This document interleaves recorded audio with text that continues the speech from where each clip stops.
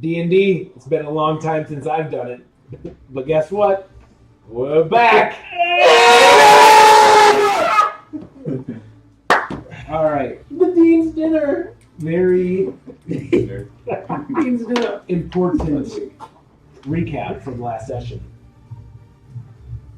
After Sylvan had been taken in by the archdemon in the cave mountain, or the mountain cave of the Miner's Will Caves, the rest of the party somehow managed to get themselves in, found themselves into a abyssal or demonic portal, which led them to the judgment of one Sylvan the Stentorius Rakan in the Hellish Court, where there was 3 different demons or devils sitting at what looked like judges' tables, with Talus, the archdemon, in the corner looking upon as flame wreathed around the outside as you found yourself in this somewhat pocket dimension. And with some questioning by the judges, figured out Sylvan's intentions to be normal in the sense of him believing himself, where the insights also showed that for obvious reasons that he thought that he was doing for good, he was definitely a sinner in his life, but is redeeming himself. After some bargaining for a long time, the crew finally managed to strike up a deal with this archdemon after playing a game against him. Devil Dice. Called Devil Die. And he was the creator. With that, after losing some rounds in a tough liar's poker type game or barrel die adjacent, you all lost. But nonetheless, the only loss was put on to Sylvan himself, as the bargaining chip for Bradley was not taken. He took one of your relics, and Sylvan was free, and you all were free to go, but not unless Sylvan signed a document that he had forged, saying that he had to, Sylvan himself had to, pledge allegiance to the archdemon Talus, where you also found out there is a member of a previous adventuring party that had possibly sitting at a table DM'd by me. Scaros was presented to Sylvan, and when leaving, he gave some insight and some information to Sylvan on the type of deal that he had struck. You all then appeared, finagled your way outside of the mountain again, and decided to actually just completely flee Perry Brooks itself.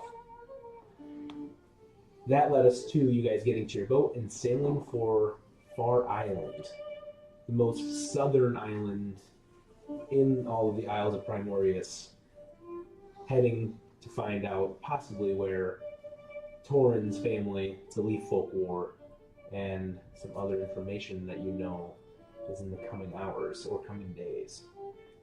And that is where we left off. We were at sea post next day or next morning when you had just had an encounter with the Southwest Kingsman Trading Company ship. I believe it was the Sea Queen. Mm-hmm. Were these Persian archetype people who treasured valuable things like ornate weaponry or gold or anything fine that they could get their hands on. They taxed you, and Sylvan thought that was a little bullshit, per usual. But then kept your way towards Far Island. You see it off in the distance. It is still more than a day's journey out, but you are starting to see the outline of something in the distance that could definitely be the island that you're looking for. So with that, the next day comes. Thank you. The next morning comes as you are all waking from your slumbers and no dangers throughout the night had come to you. Heading towards Far Island. Sylvan, I would assume, besides Elcor and Torin, you are the first to be awake to attend your captain's wheel. Yeah. Silly. Feels good. It's like a morgue. Yep, I'll get up early and then I'm gonna go man it. So we can keep moving. Yep, and you see shortly after you awake, if anybody wants to roll for Torin, just a perception check for him. Just add 5. 18. 18. With an 18, Torin calls out to you that he sees Far Island ahead. And we're heading straight towards it. I'll keep going. I'll just keep cruising. All right, I need you to make shit. first captain's thing. Whoa! We got. What are the odds that happens like when we're playing? We got. It happened twice already, so Oh, they're good. pretty loose. We might need to get new ones. It's fine. 12. Right 12. there. So he got a 12 on his captain's. Use orders. telekinesis. And that is for traversing. That's with the minuses too, right? Yep. Okay. While traversing, you notice that. Actually, who wants to roll a d20 for me? What's the catch? All right. What's the Your character. If below a 6, you're dead. Six. You were taken by the sea of salted sea. Um, Salted sea. Sylvan, as you are manning the ship and you're heading towards Far Island, you actually start smelling something that is very nice. Something is cooking. Seems like maybe one of your chefs is awake, Dean's dinner. and possibly cooking breakfast at the The moment. Dean's dinner. Shortly after that, you notice that there are a few members besides your actual crew, or besides Soti Mokai, that actually stir about. You see Venner go up to the crow's nest with Torin, and then you see Tahara wakes up and just starts making his rounds, not really doing anything. Dominic is up, but you don't see Thorin, and you don't see Zodia, you don't see Bradley, you don't see Brecken, you don't see Darius. But you see one short, fat cook start coming up the stairs, screaming with his head cut off. Ah! Ah! There's a fire! Fire in the hall! Hey, come on. Right, I'm gonna run off the deck. Do I hear this? Help. The rest of you can make perception checks. Elcor with advantage, everybody else with disadvantage, as you are still in slumber. What time would this be? This is early morning. This is like 6:37. Oh, I'd be up then. 'Cause I only- Yeah, you would have been up. I said you were up. Oh, That's why- yeah, sorry. that's why So you just get- advantage. That's why you get advantage. I got a 13. 20, 22. 17. 24. 22. 13. 13. So you don't wake up yet, but you kind of start stirring. Something kind of makes you uneasy, but you kind of lull yourself back to sleep. It actually feels hot, but for you, it doesn't really feel like anything other than just a nice, cozy time to get back into the blankets. You two immediately wake up to something burning, and it smells like food is burning. Elcor, you are the only one to notice, besides Torin, that there is smoke at the front right of your ship, kind of leaking out of one of the portholes. I'll start booking it towards like wherever I garner the Yeah, fire. so you kind of like, you wake up, so you're in the middle deck and this is below. So you kind of wake up and you're kind of like smelling something and you kind of have a hard time like telling the direction right away, but then you start like heading up on top of the deck and realize it's not above, it's below. So you dart back down the stairs, followed by Elcor. Elcor, you are on Bradley's ass, getting down the stairs. Come on, Elcor. And you actually run past the chef that had been making it. You just like body check him out of the way. As I get there, I'm gonna start casting control flames. Okay, so yeah, you kind of get downstairs and you go into the hole of the ship where most of the food is, but this is not the part of the ship that is well prepped for actually preparing food. It's just where everything's stored. It looks like this dumbass just started making food on a crate. So you see one crate, like literally like a bonfire crate, like just up in smoke and flames as he just probably burned through a bunch of rations. And yeah, you kind of go over there and you control flames. And what would you like to do with the control flames? Just snuff it? Would you like to? I guess I'll try to extinguish it, like, or like as much as I can, before that it won't spread, or make cause any more damage to the ship. Okay, make a sleight of hand check for me. How do we have any holes or anything that we can see outside, or are we in a So right confined now, area? there's only one opening that is actually a little bit more off of the ship, or towards the front of the ship, down in this bottom layer. That there's just like a hole that is meant for ventilation.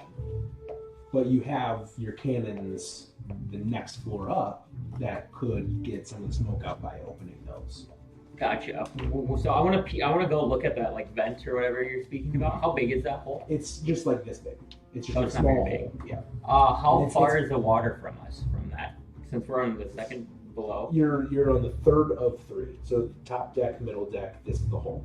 Okay. You're on the third. And how close would you say the water to the sea is outside of that hole? So like when you look out, make a perception check. 14. When you look out that hole, you realize this is not a hole that was made when the ship was built. This was from cannon fire that people just left. Didn't repair. There's a hole, and you kind of look out, and you have a good 5 feet until the water hits. Oh, perfect. So I'm gonna use shape water, and I'm gonna start streaming water in through that All hole. right, so you kind of bring water into the ship of the cracked hole. It's one action, and I can move water 5 feet. So I would continuously try to move the water through. And with that, you notice that with the help of Bradley, you kind of extinguish and move the flames actually almost away into the middle of the ship so it doesn't start catching the side of the ship on fire. You do that so well with the help of water that when he brings it in, it feels like whatever fire had just been snuffed out like that. But whoever does have rations, you need to subtract 20. Who was the one that was cooking the food? I believe you gave some. One of the dwarves. One second. He was a dwarf. He was a fat dwarf. It was Ginnon. Or no, I think it was Marv. Or was it Marv and Ginnon? You did give them both orders, but only Marf is the one that's been actually trying to cook. Okay. He's the fat one. What the hell are you doing, Marv? As the So quartermaster, I'm gonna chew you his head ass back out. Yeah, you head back up, Yeah. and he's on the top deck, and he's just kind of like. You're trying to bring this whole ship down? No, I just trying to learn how to cook for you all. Well, perhaps in the future you could learn without nearly setting the whole ship on fire. Here's cooking 101. Wood fucking burns. Well, but food gets cooked too. Yeah, you did a great job of that, didn't you? You guys don't like a little smoky texture? Not if it risks bringing the ship down, no. Okay. Get down there and clean it. You're on latrine duty for 2 weeks.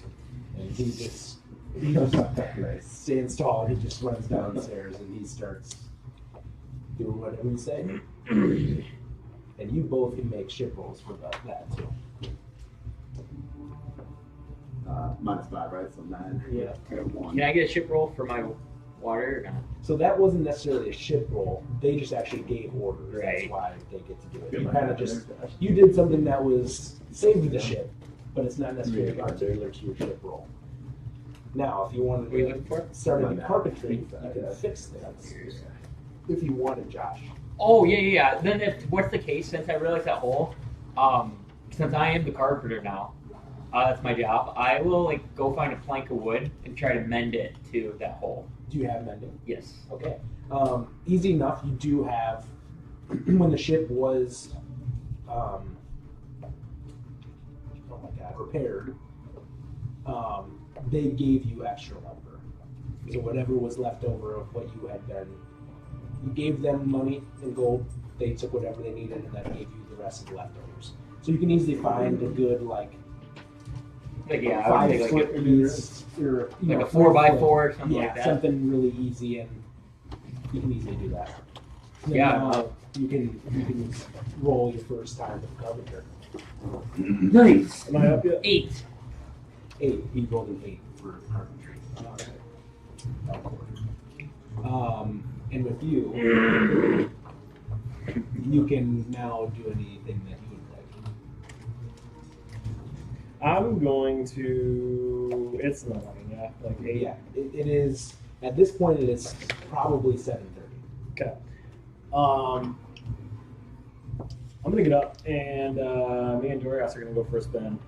All right, and you also notice that there's a lot of people now stirred about. You know, there's still some people sleeping who shouldn't be sleeping at this point. But the rest of your members are awake. Soti Mokai, Zodia is now awake. Thorn is now awake. You have most of your main important people up and stirring, but there are definitely some of the, what I would say is more famished, the ones that were the most taken aback by being a slave, the ones that feel like they need the most rest. So whatever you want to do with that, you have probably like, I would say there's probably still 10 people still just down They're in the downstairs. quarters, just still sleeping. Didn't seem to give a shit about the fire. And you have a good, whatever, how many left? You have like 14 besides that are all awake and just like kind of like running around with no direction. Okay. I'll go down. I'm gonna go down and I will just take some, I guess like a bucket of water, and I'll just like throw it on the people that are sleeping. Yeah, and easily enough, you splash water on everybody, and they all stir awake, and they like look up at you and immediately know, oh fuck, and they all just get up and they just start running up deck, like still no direction. They just kind of go where they think they might be. So I'm Okay. now that I'm kind of waking up on deck, if I see that there's no direction, I'm gonna start like kind of trying to guide people into like roles or like try to like push them towards like being proactive Yeah, and maintaining or moving the ship. You know that Sylvan had technically given a lot of these people different roles to do, but a lot of them seem like they're running around looking for something that they think they should do. Like somebody just grabs a rope and starts untying it and like gets lucky that like you guys need the sails to be down, so they like kind of just like let go and they unfurl the sails like not even meaning to. And there's other people just grabbing shit and just like running around, walking around, doing nothing. Yeah, so I guess like I don't know, like if I'm seeing like stuff like that going on, I'm gonna be like direct them like not to do that. Like don't like if you're not being told to do anything, then just stand by. Yeah, okay. So you start yelling, stand by, don't do anything unless you're told, and you see everybody kind of just stops what they're doing and still kind of like worried about what to do next. Right. You can make a roll again. That's all better. That's 8. Where are we at? 7. And you said you wanted to. So after all those people Call you are over. you Alright. call out Dorias. Yes, so. Perception. Come over here real quick. What do you need, Captain?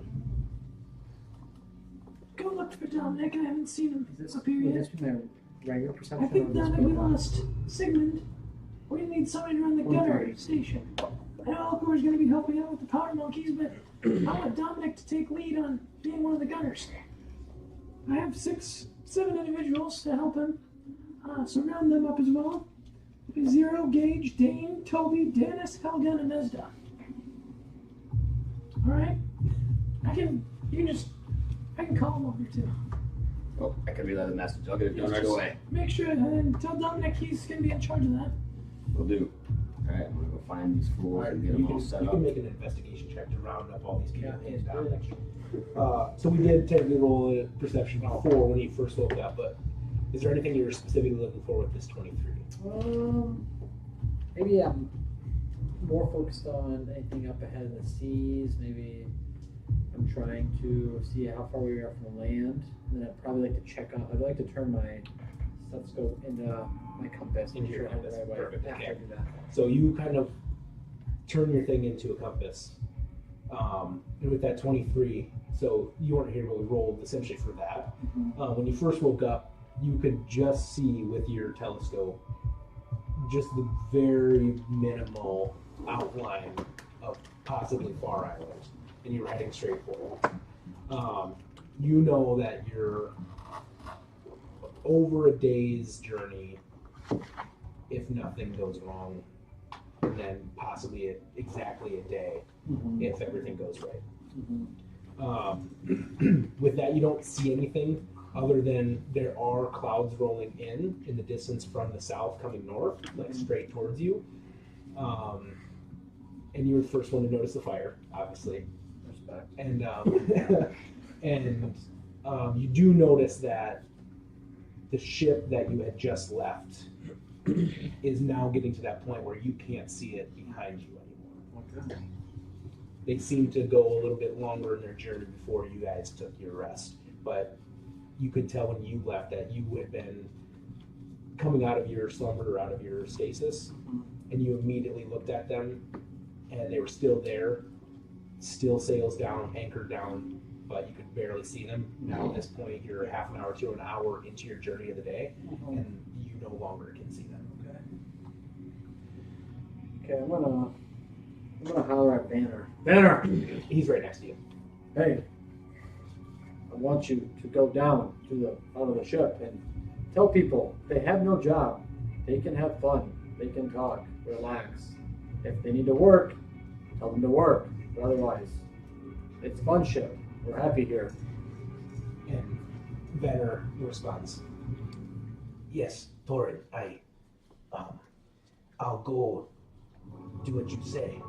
And he kind of And study your damn books. and then he like starts climbing down the ladder, climbs back up, grabs his books, climbs back down, and you see him just like this tall, lanky white dragonborn, just like going down to the bottom of the ship, and you just kind of see him disappear. So, with that, with your roll, right? You rolled a what for your crew 15. job? 15. Awesome. For investigation. Yep. You go down into the second level of the ship where all of the cannons are, and you actually see Dominic is posted up against one of like the walls connecting from the captain's quarters into the actual powder monkey room, as you could say. And you see him kind of like staring at 6 individuals, and there's 3 of them that are not the people that he's supposed to be commanding right now. So he's doing his job, partially. So he doesn't know what. He doesn't know what 6 he's supposed to have. He just grabbed 6, and 3 of them actually are right. Okay, so I'm gonna walk up, seeing this, and the 3 that I see that aren't the right people, I'm gonna say, "You 3, I need you to find," and then list off the next 3 guys, and tell them to meet Dominic down here. In the meantime, Dominic, I gotta talk to. Man, have him get Lazar as well. Forgot to mention him. Laser. No, I didn't hear that, but I'm gonna yell back. I wanted to say that, but then we started His going. hearing is When you were walking. I'm gonna yell back at the ones that are going to look for him, and get Lazar too. That was the whole crew. Dominic, new orders from the captain. Yes, Brecken. Fuck is he? What does Captain want? Well, you got a promotion, buddy. He wants you to be in charge of the powder monkey crew. I get to shoot cannons. That's right. Get to blow shit up. That's right. Fuck yeah, man. Good man. I'll let him know you'll be on this. The other 3, when they get here, with the rest of your crew. So get to know them, train them up, make sure they don't blow us up. So that means, do I get to do a little bit of target practice too? Well, we don't have infinite cannonballs, but yeah, I suppose we need to do some live fire missions. Okay. I'll get something lined up.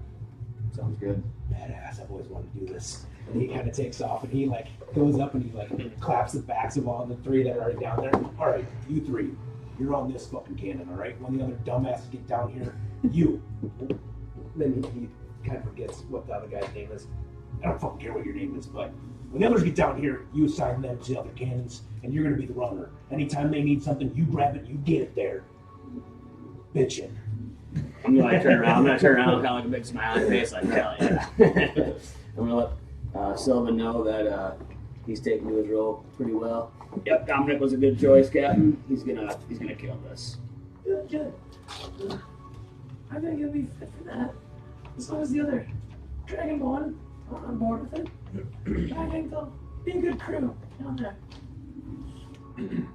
All right, I want you to make captain's roll again, and then Oh, Doris. 12 again. All right, so we got another 12 with the command of doing that. Nice, Sylvan. Doris, as this commotion is going on, and there seems to be some order that you guys put into your crew. First time out on the seas as an actual functioning crew, another day in, realizing how serious this could possibly be. What do you want to do as you all see, especially you start going downstairs towards Dominic, and you just see off in the corner of your eye, Doris call out Dorias, and hops right on, and you just see him take off into the sky. Torin, you see, as you're looking out in the direction of the Sea Queen, that you know just barely see go off in the distance, you see Dorias come right into your vision. What are you wanting to do? We're just gonna get him some. We're just gonna get him some flight hours in. I want to like swing by the ship every now and then and just like kind of glide by it and work on his ability to like bank turns, air, pick up speed, decelerate, fly faster, go up, go down, like just aerial stuff. All right, so I want you to make an animal handling check for me. That's 20. That's 20, nice. So you take off, and you do this large berth around the ship, and you take one quick cut, and you jump straight up in the air, and you hear, as you lift up on his reins and you pull up, you hear one big... That was terrible. I love it. I love You got a boogie shot out right there. It's more realistic. There we go. Dragon. Dorias moves. probably snorted too. It's on par, I guess. Yeah. And he goes, "Hum." And you see hear a big exhale from him, and you feel it under the reins as you feel that he gets this nice kind of release and relief from being in your pendant. And you kind of keep climbing and climbing, and you see partially cloudy out, like I said before, and you see as you kind of are approaching one of the clouds, you kind of dip into it and it goes white. And you feel like this cool air and like moisture kind of like coat all the way around you. And you come up on the other side and you feel him not really necessarily feeling a pull from you, but he doesn't necessarily deep dive without you knowing what's about to happen. Mm-hmm. And you feel him arching as he's climbing, and then you see him level out, and his wings go here, and he ducks his head, and as he ducks, you kind of hold on tight. You should make a dex save for me. No, you're fine. 17. 17. And you hold on tight like nothing. You feel his wings dive, and he pulls his wings backwards, and he just goes straight back through the clouds and peers out into the ocean again. And you get so close to hitting the water, and his wings go. And at that last moment, when he kind of recorrects himself, that's when you kind of almost feel like you're about to lose it, but he keeps you steady. And then you kind of duck back towards the ship one more time and kind of like are now just coasting alongside of the ship. Sick. And every once in a while, you kind of take him off and do random other bank turns, like you said. You take him off in one direction, then he cuts right back, and you do some rolls with him, and you do some hard stops and go again. And he seems to pick up on everything just like that. While this is going on, I would like to take the leather and the wood that we have and try to start building those holsters Those for our sheaths arrows. for arrows? Okay. First, let's do. This would technically be a carpentry check, but I do want you to do. Let's do a sleight of hand check for you as well. So which one first? Do sleight of hand first. Nice. 22. All right. Now with a 22, I want you to make your carpentry check, and you normally do -5. Yes. Do -2. Nice. 11. 11. All right. And with that, you make the actual posting to it, Mm-hmm. and you start on the actual leather machinery. So you can actually make another carpentry check, but this one will be -5. Good luck, man. Good luck. Woo! 10. 10. All right. Hell yeah. So that's an 11 and a 10? Yes. 12 and 10. I think it's 12 and a 10. 12 and a 10 for his carpentry. Yeah. And with that, easy enough. 10 was kind of what you needed to get.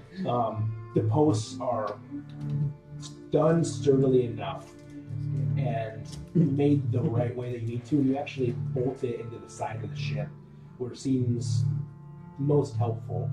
And you start making these leather sheaths for arrows, and you do quite well with the material you have. So you pretty much just have rope to tie it to the post that you just made for Right. now. But the leather sheathing for the two that you made are well done for what you have. I think this will be useful for at least the meantime. I believe on our next stop I will look for better tools and things like that to maybe equip myself to do a better job. But, Captain, I think this will do for anyone who has a boat. I think that'll be great. We get some people trained on those as soon as possible. I will say you also, with that, I'll say you also make some sling pouches too. Nice.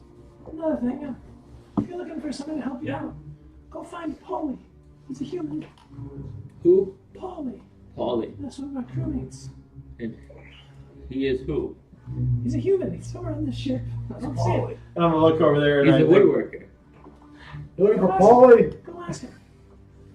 I would kind of like, He looks like a burly guy. Paulie, are you there? And so you start walking around about the ship, and you actually don't find a Polly in the top deck. You go to the second deck where all the powder monkeys are. Not there because those guys are getting worked hard. And you go below deck and you actually see Venner talking to 5 or 6 individuals, telling them like, you can buy Master Torin says you don't have job, you can have fun, you can relax and do things, I guess. And they all kind of like look at him like, what the fuck? Is a Paulie down here, Mr. Venner? And then it goes, it's that guy, the bald one. And Polly goes, that's me. Paulie, the captain said you may have experience with carpentry or woodworking. Is that correct? No, I don't, but I can try. Well, you are now my apprentice. Okay. And he kind of like stands up. He goes, beat you. Tell the other guys, I got a job first. And then he just follows you. Your first task is to take inventory of what type of wood we have on the ship and the repairs that we may be needing for it. Can you do that? Yes, I can. Do we have like parchment around? Yes, I actually have some on me. And I'll like get out my like a notebook that I have and I'll pull a piece of paper. Yeah, I would say you also have like just like I don't know, quill, like yeah, 20 pieces of like just paper. loose leaf parchment. Yeah, I'll give him a paper and a pen then. Okay, so he kind of takes it and he kind of goes off into the hold of the ship where he's already at, where most of that storage would be. So yeah, he kind of goes and takes stock. I will roll for him. Because you said you wanted 2 different things. I'll roll twice for you. Okay, that's not as bad. So he starts taking stock. And maybe 20 minutes later, he comes back to you with some scribblings on a sheet of paper. You can make a carpentry roll for that as well, ship roll. Come on! Oh, we're rolling good today. 12. All right, 12 for another roll. Nice. He brings back to you a sheet of paper that That's says, 5. jeez, what the fuck is going on here? Piece of paper that says light wood, dark wood, brown wood. And he says light wood has 5 planks, and he says arm length away.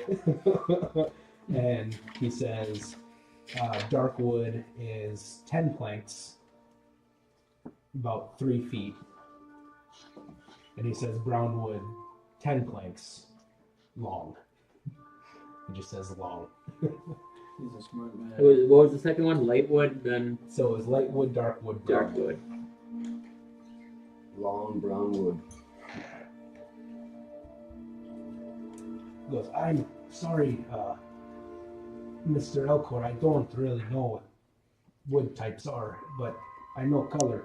And, well, with repairs, I did see there is one part above deck that needs to be repaired on one of the banisters. Oh, well, I will go to attend that. Thank you. What did you say your full name was? I've only been known as Polly. Just Paul. You don't have a last name. No. Surname. I don't. No, So Polly, your surname is not going to be Polly Woodstock. Okay, I will take last name, yes. So, And he kind of gives you a piece of like dark wood. And he goes, this would be best for banister sin cover. thank He you. hands it to you. And I will, I'll go to where he basically says it is, and I'll start getting to work on that spot. So, why is this? But yeah, okay. Anybody else want to do Yeah. anything with crew? Anything? Captain, Yes. how does the sea look? Can we travel faster? It looks pretty calm. Seems to be we're cutting through the water fairly I'm well. gonna take one look ahead on my, just make sure that I don't see anything big coming ahead. Yeah, but you can make it with advantage, I believe, if you're using that. Yep. So you turn it away from the compass again. Okay, so 27. 27. That's normal. Nice. You notice that with the cloudy region coming in, you notice that there is rougher water ahead, but nothing like storms coming. Okay, I'm gonna cast Control Winds. Before I'm gonna call Banner up to help me out here. Banner, get here now! And I'm gonna hit Control Winds. So I get it for an hour, and pretty much I can control the air, cut the gusts, downdraft, whatever. So I'm just trying to push us faster through the travel, and then I can like move it. So I guess I'll like use it to push us, and then I'll try to reuse my action, or like just continue to keep it flowing and moving us in the right direction with some speed. Sounds good. And with that, you all feel the ship, and even you, when you're still on Doriath's kind of riding, you realize Torin kind of casts this magic, and he kind of pushes his hand forward, and you see the ship start to go quite a bit faster, and you kind of have to keep Doriath in pace with the rest of the ship. Yeah, and with that, you guys make what you said you're going to do it for 1 hour. 1 You hour. guys make up 1 hour for about an hour. But you were also pushing yourself into windier weather and rougher waters. Friendly. Yes. If you're looking for the people that you're going to be in charge of, it's going to be Skitooch, Skituk,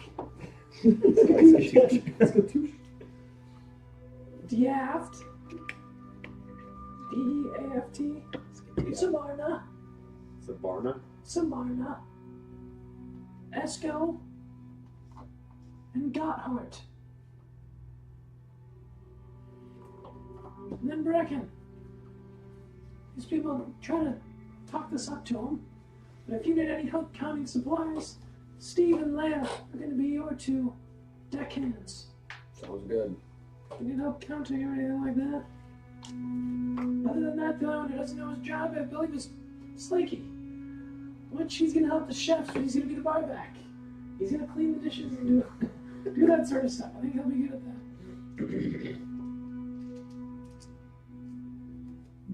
I like it. We have a crew. A crew. So powder monkeys are different than gunners, right? We're going to count them all in the same. Okay, because I have like some powder monkeys. I have 3 powder monkeys and then 1, 2, 3, 4, 5, 8 gunners. Well, you would only need 7 because there's only 7 cannons if we're going to do gunners. Oh, I guess down next leading it, so 7. So then, yeah, powder monkeys, yeah, you probably won't need as many, but yeah, you could say they're separate then. That's fine. Okay. That works.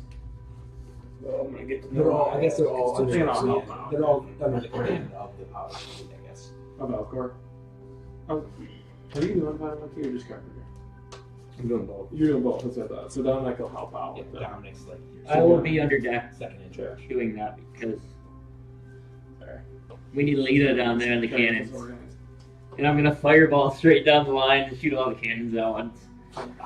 That's cool. And then I'll keep sailing All right. full speed ahead. I need somebody else to make a d20 roll for me. 7. 7. All right. 7. Well, there we go. Double the dose. As you are all traversing over the next hour, with Torn's help, gaining essentially an hour of ground, you all notice that it starts to get windier, it starts to get colder. You also notice that although there's no storm that you're about to head into, you notice that there is a heavy, dense fog as if the clouds have dropped to sea level. So now, if there's any perception, investigation checks, anything to do with sight, is all going to be now with disadvantage. Whether that's attacks, whether that's actually just trying to see something, trying to investigate something. And then same thing with your charisma checks, trying to deceive someone is going to be at disadvantage as well.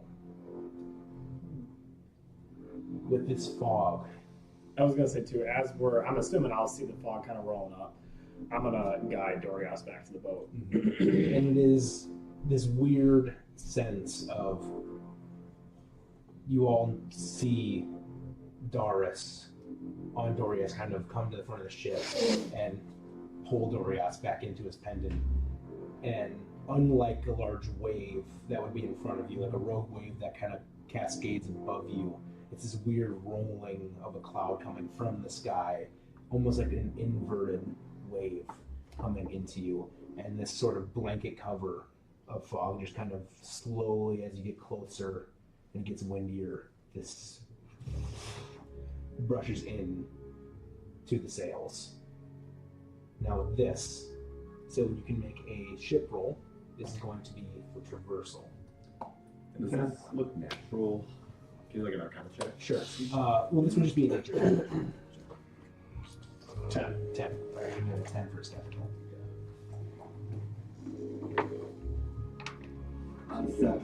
7. As far as you can tell, it seems natural. With that, Torrent, Yes. you can make a perception check. Again, disadvantage. Okay. Come on, a little bit better. 21. 21. As this fog rolls in, the waves start to get a little bit rockier, and so when you're having a hard time understanding if you should keep the sails up or drop them to make sure that you don't have the wind blow you backwards. And you all feel the rocking of the boat back and forth as some waves hit and rock your ship left to right. You hear off in the distance, you don't see anything, but you hear some singing. Trouble ahead! The choir! The choir.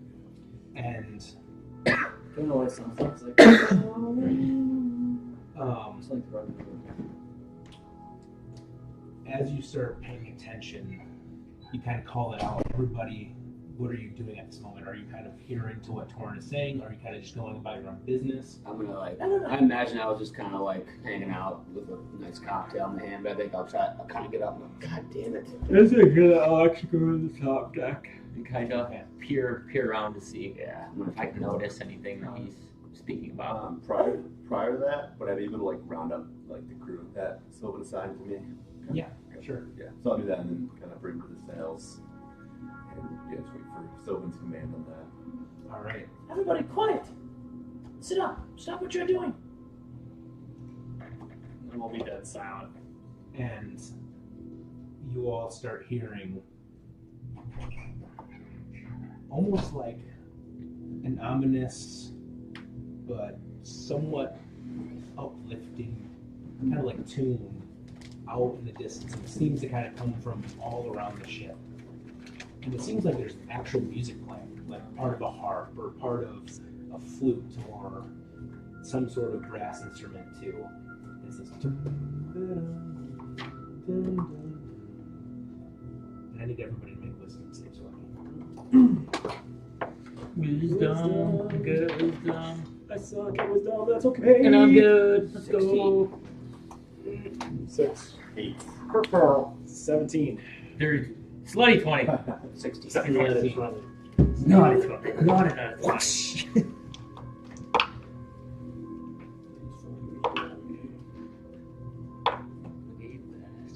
All right. And with that, those below 15 start hearing one of your favorite shanties or pirate tunes play in your head. And you all start to sing along to it. And you notice that whatever Torin is singing is different than what Bradley is singing. And Sylvan, you're even singing one of your own songs. You're just kind of singing it to this sort of jovial tune, but in a very deeper tone than you normally sing in. Real quick, would you say I'm charmed in this scenario or not? You are not. Okay, good. So I have to make a charm. It's a separate effect. Okay. So what I would like you all to do is just start lightly, quietly singing random ass pirate tunes that you can think of in this moment. To Okay. yourself.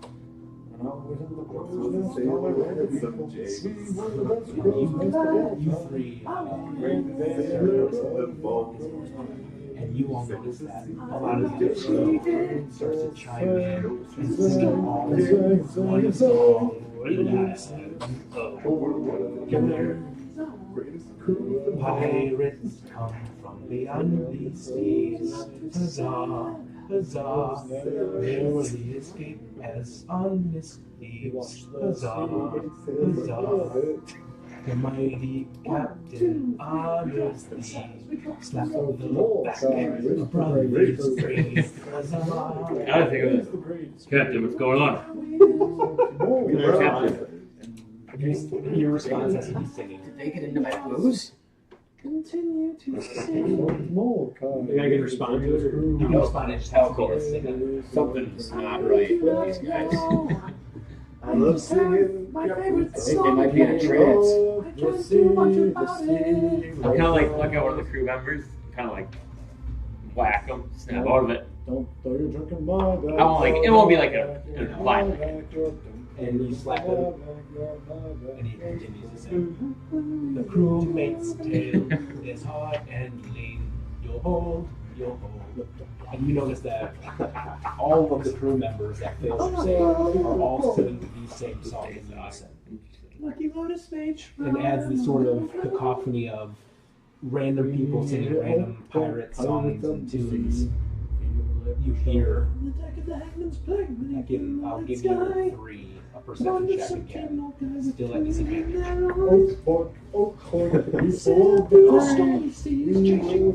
Okay, feeling good. Damn it! I got a 10 too.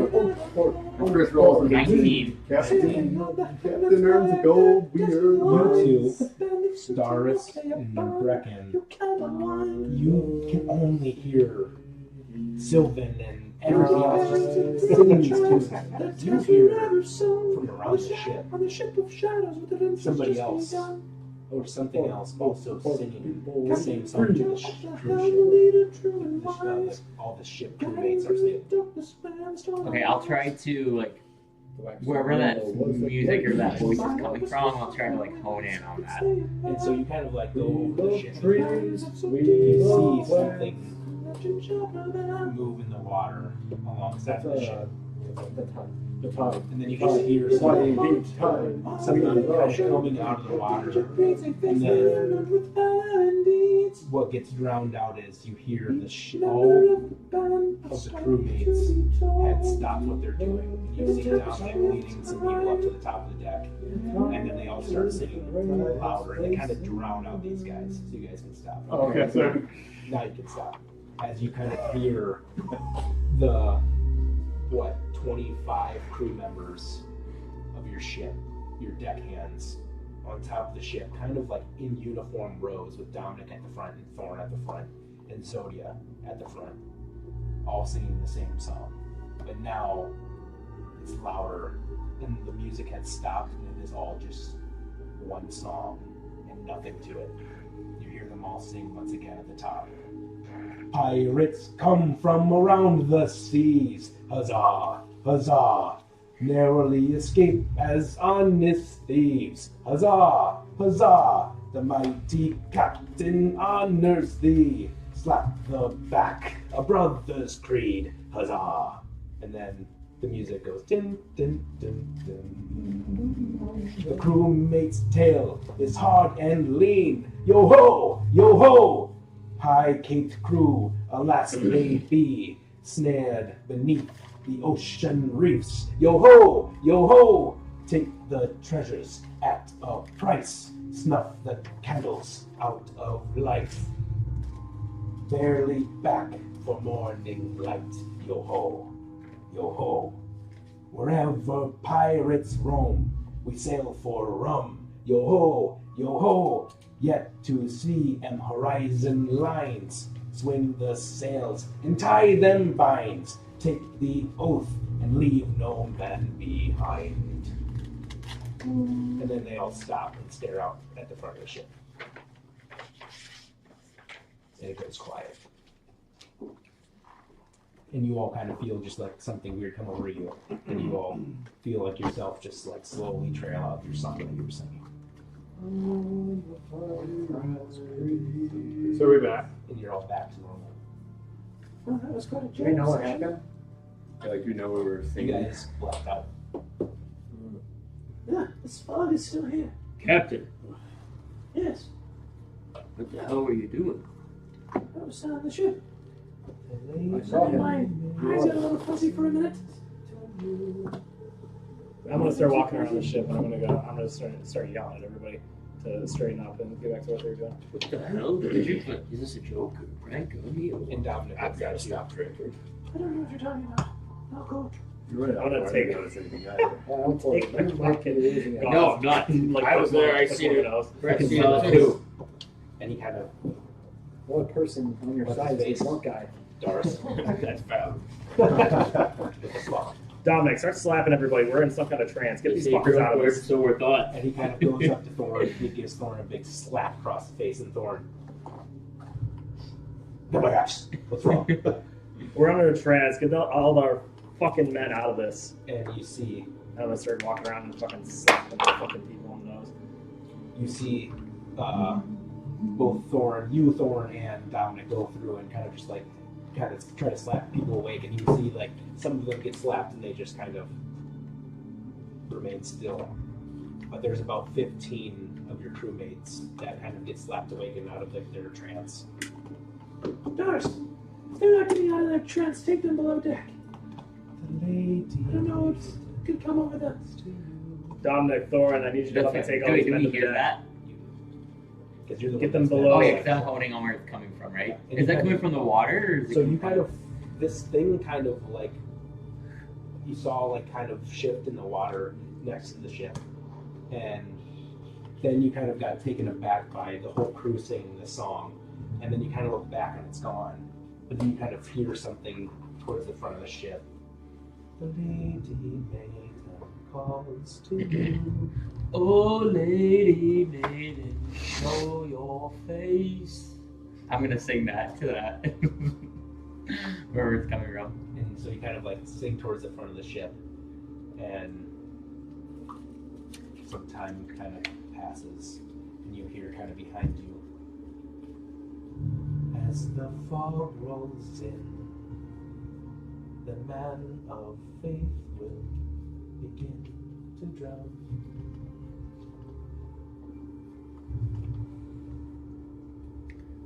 Oh, lady, I have no faith. We only come to sell and nothing else. Stop singing. And then you hear maybe 4 different voices God. speak out. That's okay. On the bar. Do we? Do we all hear this? No, you guys are still kind of going about, like, trying to get people. Again, you still have about 15 of them. Like, you keep trying to slap them awake, and they're just not Yes, moving, Darce, budging. get them downstairs. everyone who's not awake, get them downstairs. Let's go. And you all kind of give commands. You can roll a ship check for that. You can as well. Well, not today. 11. 11's that building. Or no, 8. I have my sword. And you hear, as you kind of like look around, and Darius got orders from Sylvan to take the ones that are out of their trance down into the hole. And you hear 4 different distinct female voices speak out. We mean no harm to you, but come join us and reunite with me. I'm gonna insight check that. Okay. Just try to. Disadvantage. Oh fuck. 4. 4. You get this weird sense of kind of like fate brush over you, and you like, oh yeah, him. You all want to meet him. And you kind of like look over, and you kind of like are kind of leaning far, and you're like just barely hanging on to the edge of the ship as you're kind of like looking into the sea for something. And you see a head poke out. And it is this female, beautiful face as she kind of reaches her hand out. Your destiny awaits with us. Come join our lady. She sings to you. And then she slowly drifts into the water. With that, I'm gonna like, with the trance, I'm gonna like slowly like bend over, and I'm gonna get to the point as she's going down, I'm diving to the water. Alright. So, Elcor, you kind of like fall head first into the water, and you are surrounded immediately when you kind of right yourself. There are these 4 mermaids sort of surrounding you, and they all kind of like come in and sort of just like lay their head on your shoulders. Somebody, help his ass! You don't see this. Oh, I don't. This is all happening at the same time as you're barking orders to get the people downstairs. And your head is above water, or your head is just below water, and they're just like right around you. And they start singing to you underneath, and you hear their voices change. The ghost of our captain will save your soul. Come join us. You will be brought, and you can sing that lovely tune forever. Yeah, do they like still look like beautiful mermaids too? Yeah. And are they like, where are they trying to lead me now? They're just around you. They're just like beckoning. They're not even pulling you. They're just kind of wrapping you in a nice tight cocoon of hugs and cuddles. How long can I hold my breath? What is your constitution? 2 plus 2 or 14. You can hold it for 2 minutes. 2 minutes, okay. I'll try to like speak underwater if I can. Yeah, it'll just be muffled. Muffled and be like, "Wah." Show me the water. Roll an d20 for me. 16. 16. That's good. You only lose 15 seconds of your air. And they all kind of look at each other. And you kind of see them peering at each other. And they kind of like look into your eyes. You need to make another wisdom save. 18. 18, nice. And one kind of like takes you behind the head. And she goes in to give you a kiss. And as you kind of go right about to give her a kiss, you kind of push yourself away and you kind of like start pushing that mermaid, like, and then the other ones start grabbing you and trying to pull you down. I need you to make a contested strength check for me. I feel strong. No. Come on. Woo! Oh no, that's good. I got minus strength. 12. 12. You push this one away, and that mermaid kind of gets pushed back. She goes in for claws, but she misses, and you actually fight off other two, but one starts grabbing at your ankles and start pulling you under. At this point, you both, actually, yes, you two can make perception checks at disadvantage. Come on. That's not good. That's not bad. Okay. Oh, fuck! God damn it. 12. 15, I rolled an at 20. 12 and 15. Yeah. Okay. With a 12, you start seeing like these other crewmates that are still kind of like in this trance start to like sing in unison again, that same song as before, and it's not loud this time, but they're just kind of like rhythmically humming it and kind of like mumbling it. But you realize with 15 that they're kind of mumbling and out of tune because you don't hear the music anymore. And then you kind of like, well, that's odd. You kind of like look to your left where you last saw Elcor, and it's not there. Oh, Where's Elcor? He was just up here a minute ago. And you kind of come up from under deck and you go, he was right there. can I look through my binocular thing? Unfortunately, that doesn't really help for the immediate Okay, vicinity. I'm gonna It's just jump for- down then. I'm gonna look. I'm gonna say. I'll go over to where I last saw him. Yeah, Was I'll jump on. he entranced as well? I don't was know. saying weird things, like we were singing. And I'll look over deck and see like what I see, I guess. Yeah. Yeah, I'll check one side of the boat too. So you can make a perception check on the other side of where Dars is. At disadvantage. Disadvantage. The fog is so heavy here that it's hard to even see 5 feet in front of you. 14. So you kind of go over the side of the ship, and you don't see anything, but you do see some stirring just where the water crests to the boat. And you see something, and you kind of see an arm kind of like latch on. And you just see an arm like this. And nothing else pops out. I got an arm sticking in the water over here. And you are looking over the ship with that 15, and you don't really see something. And then you see some thrashing in one place. You see something shift, but then you see thrashing, like something is just moving the water, like treading. Right. But it's like you can barely just see the bubbles, and you kind of see just enough through the fog where you see something like moving.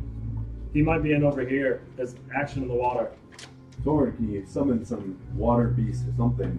That Let's try this. Grasping vine. I'm gonna hit him and try to hit Elcor and try to work him up. Okay, make an It's attack with disadvantage. While he's doing this, I'm gonna take one of my arrows of anchoring and see if I can find it, like maybe with a rope out of my bag, and like tie it through that or to it to see like maybe I can shoot and like wrap him around and pull him out. Yeah, so your arrow anchoring, technically, when you shoot it, the like chain extends out from where you let go. Oh. So it actually wraps around your bow until you place it. So you don't even have to wrap around something; it just sticks to your bow. Yeah, so I guess I'm gonna be. If that doesn't work, I'm gonna back. That's the So are you backup going option. over towards Elcor, or are you hitting the thing on I'm your gonna hit. side? Well, I'm gonna hit the thing on my side. I see an arm, right? Okay, so make an attack with disadvantage. I got a So 22. 22 to hit. Mhm. What's your AC? 22. So it does hit. Yes. All right.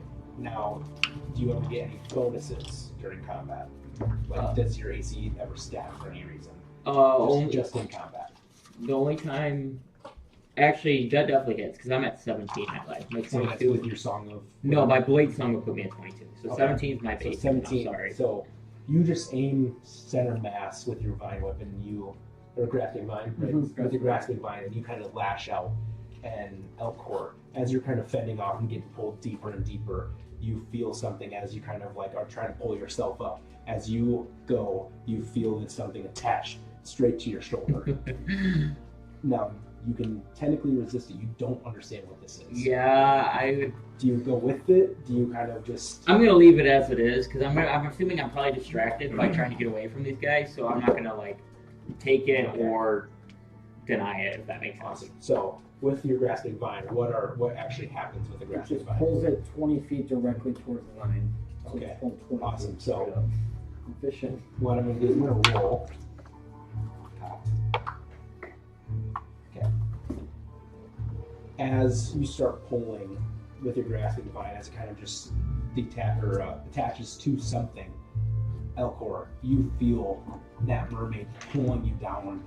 These other ones are kind of enclosing in on you again, and you are probably at like a minute and a half of breathability or holding your breath, and you feel that vine pull him upwards only about 10 feet, and he's still not out of the water. Wow. You barely had enough range to even get to him. While this is happening, so I see this happening. Your attack though, let me get to him real quick. Attack was at 26. 26. And you, this arm is holding on to the side of the ship, and you kind of reach out. As this thing is pulling out of the water, you hit it right in the shoulder, and you see that is this mermaid. Beautiful and visage. I need you to make a wisdom save as she looks up at you. Beautiful. Beautiful and holy. 15. 15 there. just beats it. As this mermaid kind of looks up to you, and she starts like singing, "No, my savior Ranger, why would you do this to me?" And you kind of feel like, "Oh, why did I? No, fuck that." And you kind of take that, and you have now an anger. You can do damage with that, right? Or is that just angering? I think it. I don't know actually. Let me read the thing. I think it's just a normal bow, like bolt Yeah. damage. Creature makes a dex save equal to 10 plus my dex mod, and then on a fail, Well, fails. yeah, the creature is grappled for 1 minute as it's wrapped around the target. Target speed is half until the start of the next turn. What's that? So yeah, so I you guess see- it probably just does regular bow damage. Yeah, so roll, whatever your bow damage would be, you can roll that. But you see as this pierces into the shoulder of this mermaid and you wipe off the effects, it wraps around the whole torso magically, and now you have this mermaid grappled, like kind of with her arm like stuck to her shoulder and not moving. She's kind of like trying to break free, but she can't. So that would be only 8 points of damage. Points of damage, okay. Now, with that, Elcor, you feel yourself pulled about 10 feet up, and you kind of like look above you, and you see that you still got about like 10, 15 more feet to go to reach the surface. And you feel now there's 2 mermaids trying to pull you back down. I'm gonna relay the information Can I to make our a contested earpiece strength check You again? can. that I see the mermaid. So It would be. Okay, That was a crit fail. That's these okay. guys are aware 6. then. 6. Again, you have one that is just holding tight on you, and you actually have another one that kind of grabs you by like your waistband, and she's just like pulling you down. And the other one kind of comes up to you again, and she's kind of coming in for a kiss again. You need to make another wisdom save. We're surrounded by mermaids. What's my swim speed? Your swimsuit is this half. Got one grappled over here. Okay. I'm gonna run over there. Oh, you said wisdom? Mhm. 21. 21. And again, as she kind of like comes in, you feel like this natural draw to the female beauty, and as she comes in, you go, "Not again," and you kind of just like face palm her. And she kind of like tries to reach out for you. She's gonna actually make a claw attack at you. Yeah. With an 18, I'm assuming that does not hit. Or does it? 18? 18. Yeah, it does hit. Oh, that's it. Okay. I'm gonna take an action here if I can. You take 6 points of slashing damage. Okay. And you can take an action. Since I'm assuming I can't do anything verbal, but I can. What's somatic? What does that mean? Just hand motions, right? Yes. So I'm going to shape water, and I'm gonna rush the water up as I'm going up. All right. Do the water bender. With my hands. I'm assuming I'm fighting them, but I can still kind of like use Yeah, my because hands. they just have your waist to his feet. You're still kind of like your arms are free. Well, I guess you have one arm that's kind of tangled and like, so you can still do something like this, Right. but it's kind of like. Yeah, I'll do that and kind of try to shoot myself up in the water with everyone kind of on me in that 5 feet radius. I don't know, not or If I see him pop up, I'm gonna turn into an owl. And how far can you go with that? Or how far does the shape? It's only 5 feet per action. Okay, It just says so- 5 feet cube, but it says instantly move water, change the flow of water as you direct it. All right, so you kind of pull yourself 5 feet up, still being grappled by these mermaids, but you feel yourself lurch, and you actually feel the grasping line kind of get tighter and closer to you. With that, you can do anything in your action, and what are you doing with the other mermaid? So And anybody else that wants to Do do it? I see him, or is he still like right under the surface? He's still under the surface by 10 feet. Okay. I'll be like running over. I think don't know I'm when I get next there, to but- him. Yeah, make a helping perception him. check. So I was gonna say if I can grab the vine, I would try and pull up with him or help him pull. Yeah. 10. Yeah, you easily see, because of the grafting vine, the direction of what's happening. And you go over and you start pulling with the grafting vine. So the next time there's a strength check, you can either do advantage or you can roll separate too. Bradley, is there anything you want to do? I was gonna say, if I can, I was gonna hop on my carpet and then kind of try to help him with the vine by grabbing Elcor and then Okay. kind of fly upwards. All right. So, yep, what did you want to do? How far are we away from the water? You are about 25 feet, I would say. And I see them all in there. All the things. Well, you don't necessarily see them. You just see the grafting vine go into the water where you would assume Elcor is. Okay, so I So would be you able get on to. your carpet, you kind of go down lower on the thing. You can see some movement, Mm-hmm. but you can't tell what's really going on because again, that fog is just kind of like obscuring your vision. But you see the vine attaching to something. Yeah, Okay, kind of I'm gonna- follow the vine. I'm gonna take. Unfortunately, your carpet can't go through water. I'm gonna use my action. I'm just gonna take out a copper piece, and I'm gonna cast a light on it, and then throw it down into the water. All right, That's gonna be my first action. and Just then donating. so did you want to do anything else? With I was probably gonna let it loose, honestly, and go over and try One to copper piece. help get Elcor out, or just see what's going on over there. Now I realize it's not Pebble. not him. Yeah, and so like you have her here, and then you like let it go, and she like clings onto the side of the ship, and she's kind of like looking but not moving. She's like clung onto the side of She it. just though. kind of clung back to the ship where she was.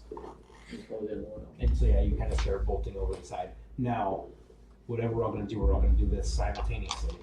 So you're starting pull, so it can be again with advantage whoever wants to roll, or it can be separate rolls. Then Oh, you should probably roll for an I'm a pretty advantage. strong motherfucker. with Bradley's help, Yeah, I'd probably You- roll for that. if you succeed, you will pull an extra 10.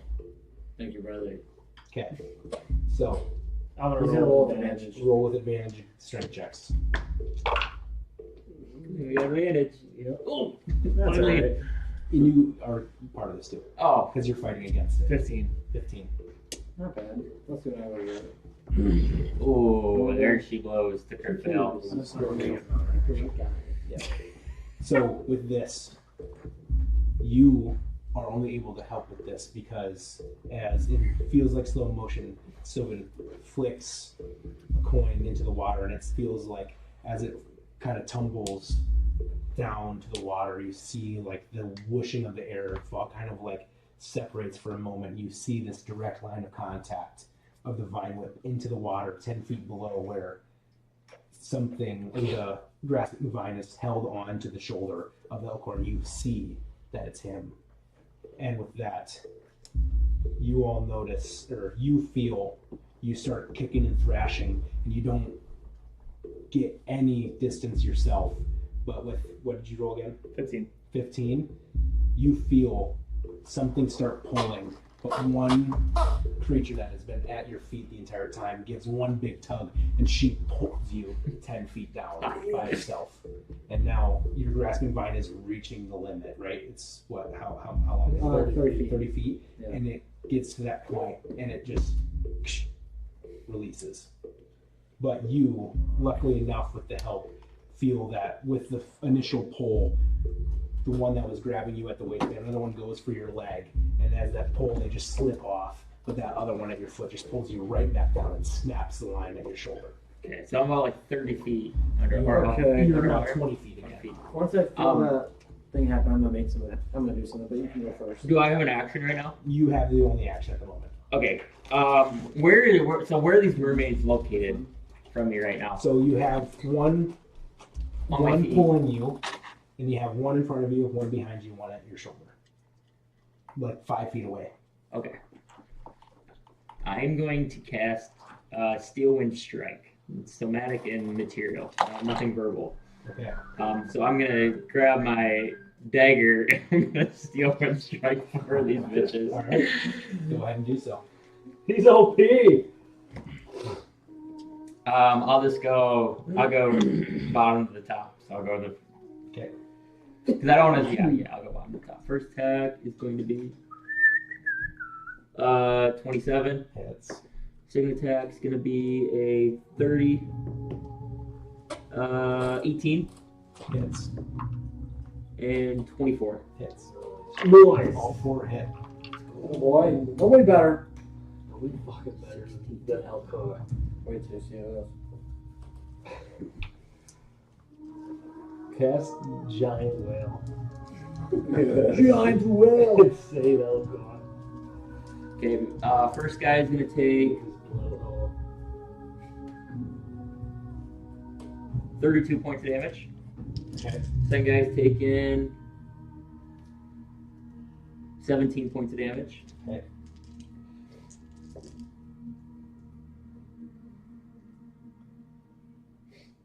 $31. All right.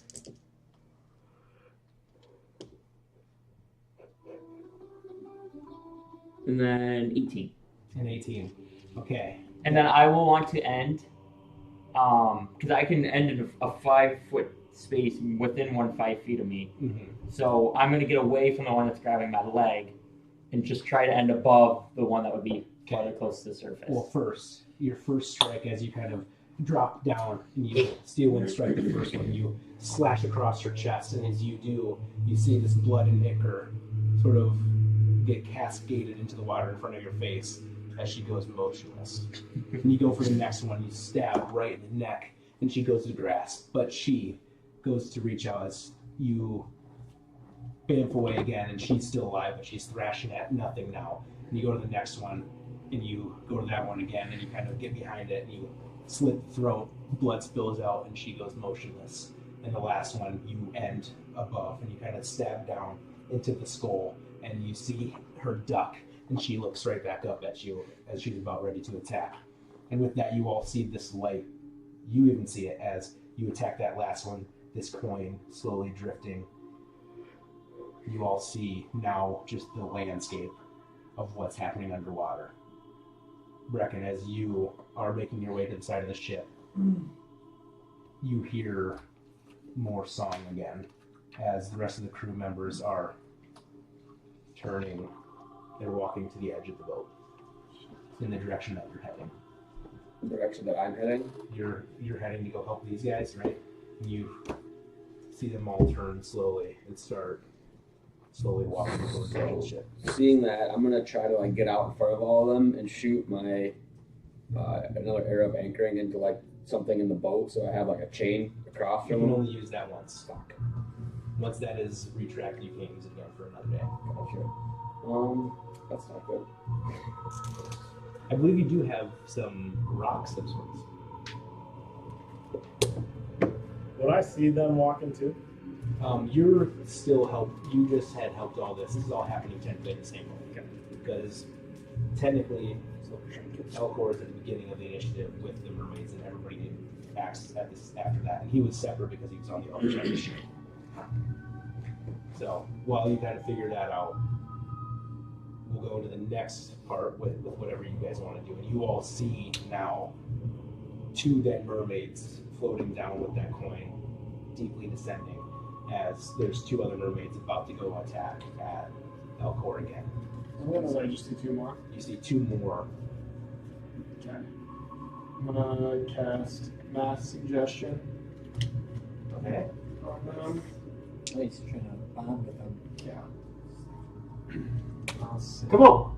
Come on, kid. Come on! Guidance, Elcor. Let me touch your hand. This is what Luther used on you guys. It's so soft. You'd never get that on me. And I'm just kind of like sing out. I was in prison. Leave him. We are all tainted souls. You do not want us. Leave and never return. Okay, what's their save? Wisdom save throw. Oh, wall whip. You have to see them. I'm sure. Yeah, I think it's I'm thinking it's somebody I can see. And is there a distance? Is it just you have to see? 6. Oh, I think it's. Yo, for you, you should. put a. So far, the highest is 18. It's a creature I can see within 30 feet of me. They are not within 30. Okay. I'll use my sorcerer ability to reduce their save by d4. Do you have to see them, and is that within range? I'm gonna try to. So I have to see them. Okay, just have to see. Yeah. Okay, so then what do they have to do? So I subtract a 1d4. yeah, so I Oh, just roll 1d4. Do I roll that? Usually I roll it, but Okay, you can roll 4. Nice. Oh! ELP! it. Now tell me left or right. Oh, 1. Sorry. Okay, left or right. Shit. Right. Okay. 17. They both fail. Nice, Bradley. Gross. Bradley! The firewood. All right. The So firewood. you speak this out, and I want you to roll just a d20. Nothing to it. Just that. Roll a d20. 19. Okay, they hear it. Through the water, they hear it. As you sing this out, your mass suggestion, they all kind of, those two that are there, go calm. And you see this light dropping below their feet. And they start swimming with the light down. And you see about a dozen more mermaids below them as the light cascades, just waiting. And you are now free. Sorry, grab him now. I see those mermaids. How far away are those fuckers from me? About 80 feet. He's trying to get some tail. Some mertail. Oh yeah. So I'm gonna start swimming up a little bit. I'm gonna use my movement to go swim up. Okay, how much movement do you have? I'll have 15. Because that's half my movement speed, right? So I'm you get 30. about. Actually, I'm 40. I have 20 actually. So you can get just to the surface, but not above. Okay, and as I'm doing that, I want to You also have 30 seconds. I want to chuck my dagger, my cobalt dagger, and try to line those two fuckers up with those other guys. And I'm gonna turn it to a lightning bolt and shoot it down at them. All right. So technically, I need you to roll an attack roll with your dagger because you are underwater. So getting it to a certain distance still means something. Nobody come for Elko. I live to see. That's 20. Let's go. And so, does your cobalt dagger return? Yes, automatically. Okay. So you throw this dagger in the water and you kind of see it. And right when it gets to right in front of those two mermaids, you all see this. No sound to it, just a bright blue light just shoot in a rapid pace, just through the water. Now you roll. Do they have to roll anything? Dex save, yes. We'll just.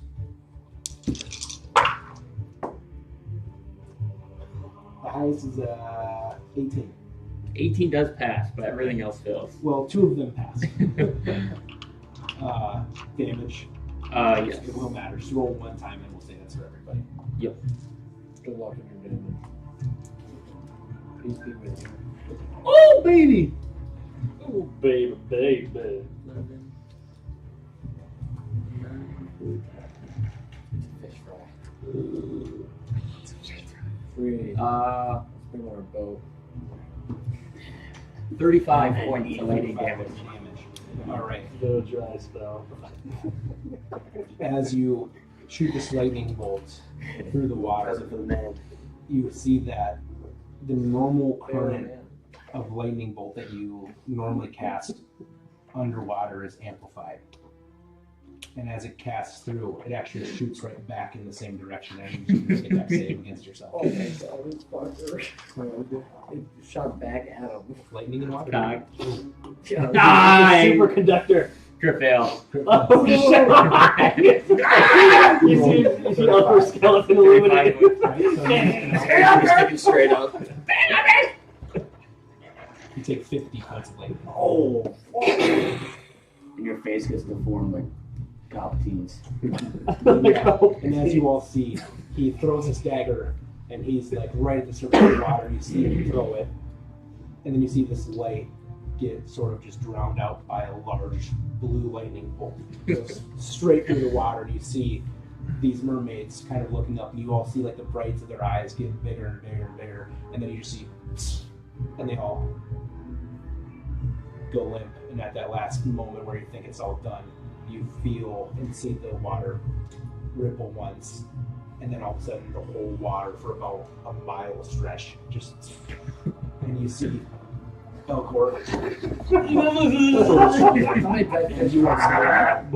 you are now out of breath, and you are now drowning. Okay. Did he fall? Is he back underwater? He's at the top of the water, so he's like. Okay. Can I like swoop in on my carpet and kind of reach under? Yes, you can. Make a sleight of hand. Cool. Holy shit. Come on, Bradley. I had to make these mermaids pay for them fucking trying to grab me. Bradley, lifesaver. They call me. Come on, Bradley. Who needs a luck?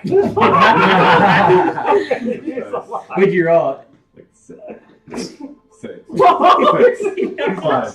And you kind of reach under, and you go to swoop under, and you like feel his hand, but you kind of go too fast. Got Elcor. And you're like not unconscious, but you're just like. Make grasping vine that fucker again. Okay, he is just at 30 feet, so Okay. grasping vine, it's going to be a disadvantage, so he's going to pull you if he hits. Go, I'll bring it around. Oh, advantage or disadvantage? No disadvantage. Because now the fog has settled back in where there's no more crit fail. You grasping vine and you hit water. You got bluegill. Sure, you get a bluegill. I'm Actually, no, see. you're dead because of the lightning. Oh, yeah. Wait, you Like that do bluegill? get a dead bluegill. It's actually cooked. It's still steamed. I'm gonna see all this going It's a on. ration. For that. Fuck. And you all notice too, those of you above ship or on the deck still, you all notice that all the crewmates, what the fuck is what are we doing? And they all seem to snap out of it as you're doing this next section. Well, I was gonna say, I do see them snap out of it. Like you notice that there's commotion behind you. You don't really know what's going on because you're focusing on this action. Yeah. But you kind of hear something. It's kind of like tunnel vision. Or I'm just gonna jump into the water and see if I can grab Elcor, bring him out to the surface. All right. Yeah. So you dive in, and easy enough as you get through the water, you dive right to him, you pick him, and you kind of get to the ship. I'm gonna start yelling for someone to throw down a rope. I was gonna say that's what I was gonna do. Is I was gonna throw a rope. Alright, around something the better. boat. All right, Doris throws the rope down, and you start pulling both of them up,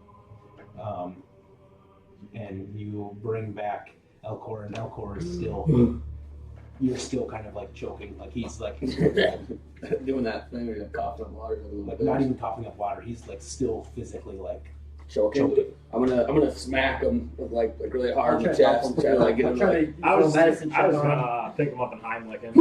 Okay, well, we have 3 people trying to get Dips. I would say, okay, you need to make a survival check for me for medicine.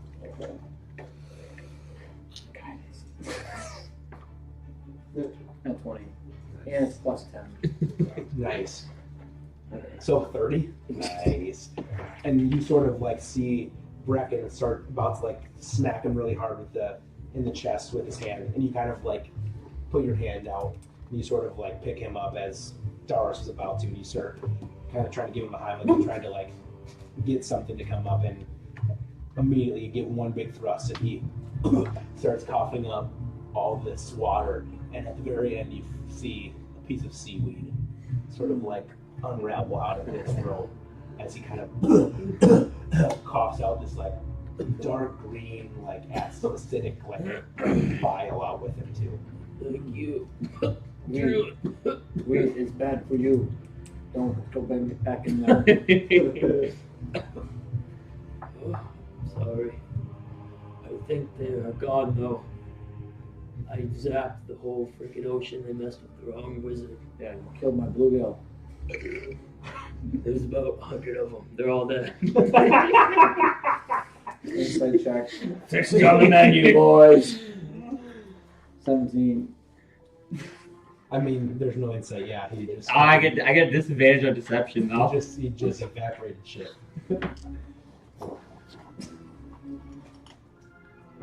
Do I see a lot of fish on the surface? -1. Make a perception check with a disadvantage. 16. That's what you got? Yeah. I had 17. So you don't really deceive him, but you also think that there's a possibility. You killed 100 mermaids. 12. 12. It's hard to see. You should get out of here. Yes, I'm gonna. Let's set sails again. Everyone, plug your ears. I'll go get at the crow's nest. You were the captain. Let's get those sails down.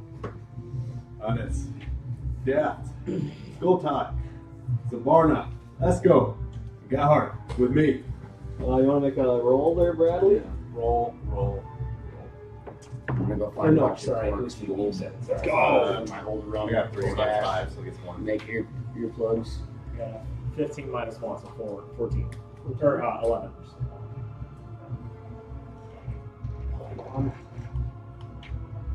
All right. Sylvan, what'd you get? I didn't get your roll. Sorry, he did. Oh, he did oh. make a command. Sorry. Okay, got it. With that, you all notice, though, without really even having to make a perception check, that the only noise that you hear now is just of the waves again against the side of the ship. We set sail. I thought they were going to lead us to something. They promised him. But it wasn't him. The only thing they were leading to was your grave. To sacrifice me. Oh yeah, it's not that. Whoever shot that vine helped me, I think. That was me. I was able to fight a little bit, but As I'm like writing out my coat, and she's like, "Yeah, don't worry about me. You're fine." I had more you too. Thank you. And yeah, you feel this like weird, like sort of like burning in your lungs from almost drowning. That sort of like hard breathing that feels like it's not going to go away in the coming hours. But does anybody want to do anything in the short time that we have as it sails, or as we set sail? Could I'm you? gonna go down to Give my me up a little liquor bit. stash and take a few of my I took empty quite a beating on bottles. that water. I'm gonna take the corks out of them. I'm gonna Maybe make a he'll piece of steer string me and too. fashion me some earplugs. Just let it cook. Keep them on my neck in me. case we come across some more fucking Let's make a mermaids. chalice form. Let's make a- spirit like like a- 6 times. Like your masonry So- check or your blacksmithing check. I'll just times about no. What is So I that? think it's just your with proficiency. So just like your proficiency bonus. Yeah. Oh, we're average. Oh, 19. 19. Yeah. You like make the 18. corks perfectly and nice soft so that you can And then- put them in your ears That's easily. me roll off 6. Yes. I have Nope, those you're good. just in case. 18, and then I get. I'm gonna have 1 time. Oh yeah, so I might make a couple 6 times. sets, so you guys all have some. Yes. Oh no, that was my No, that was it was your- 18, and then Then you my use your chalice chalice form. bonus. The chalice.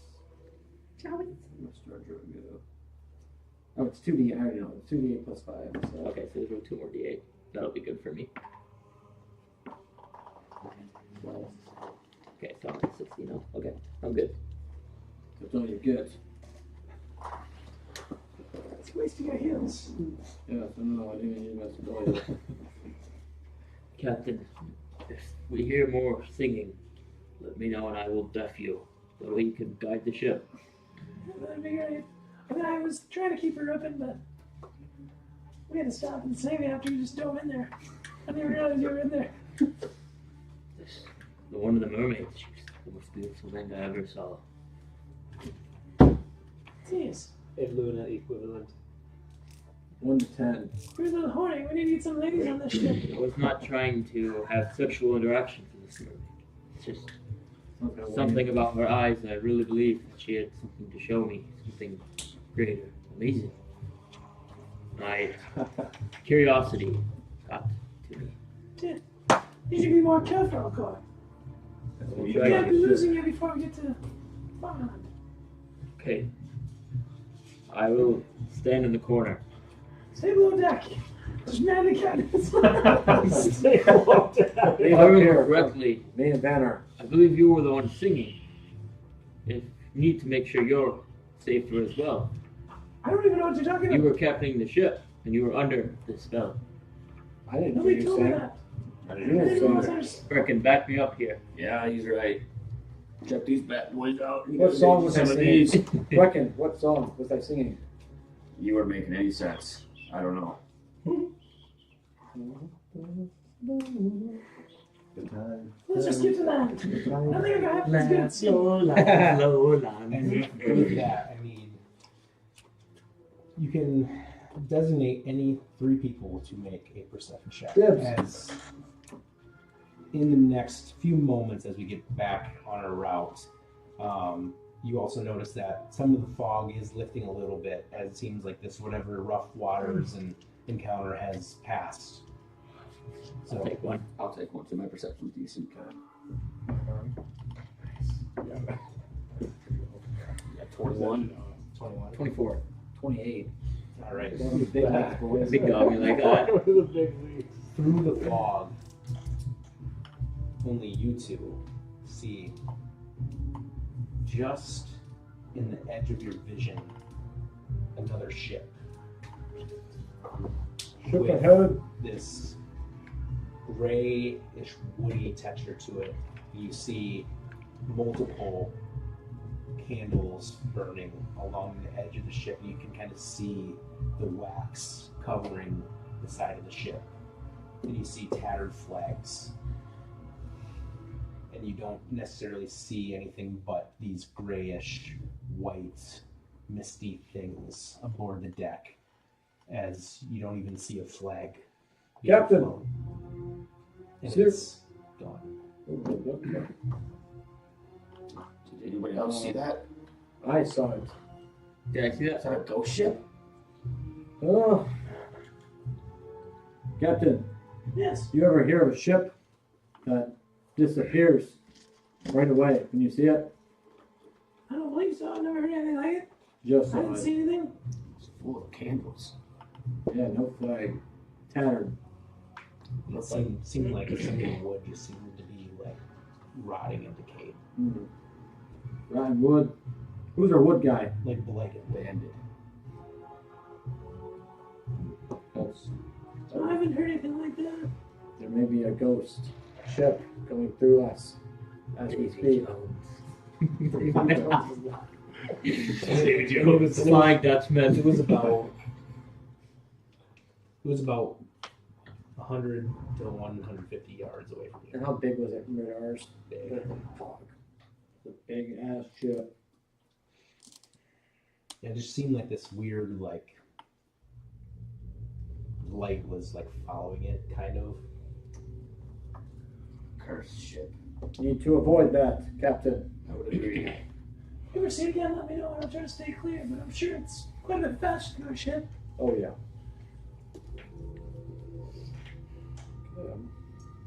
Don't stay with it. Yeah, keep pushing. Make it roll. Banner. Full I'm steam gonna ahead. quiz Banner. I'm almost still 9. You know all this.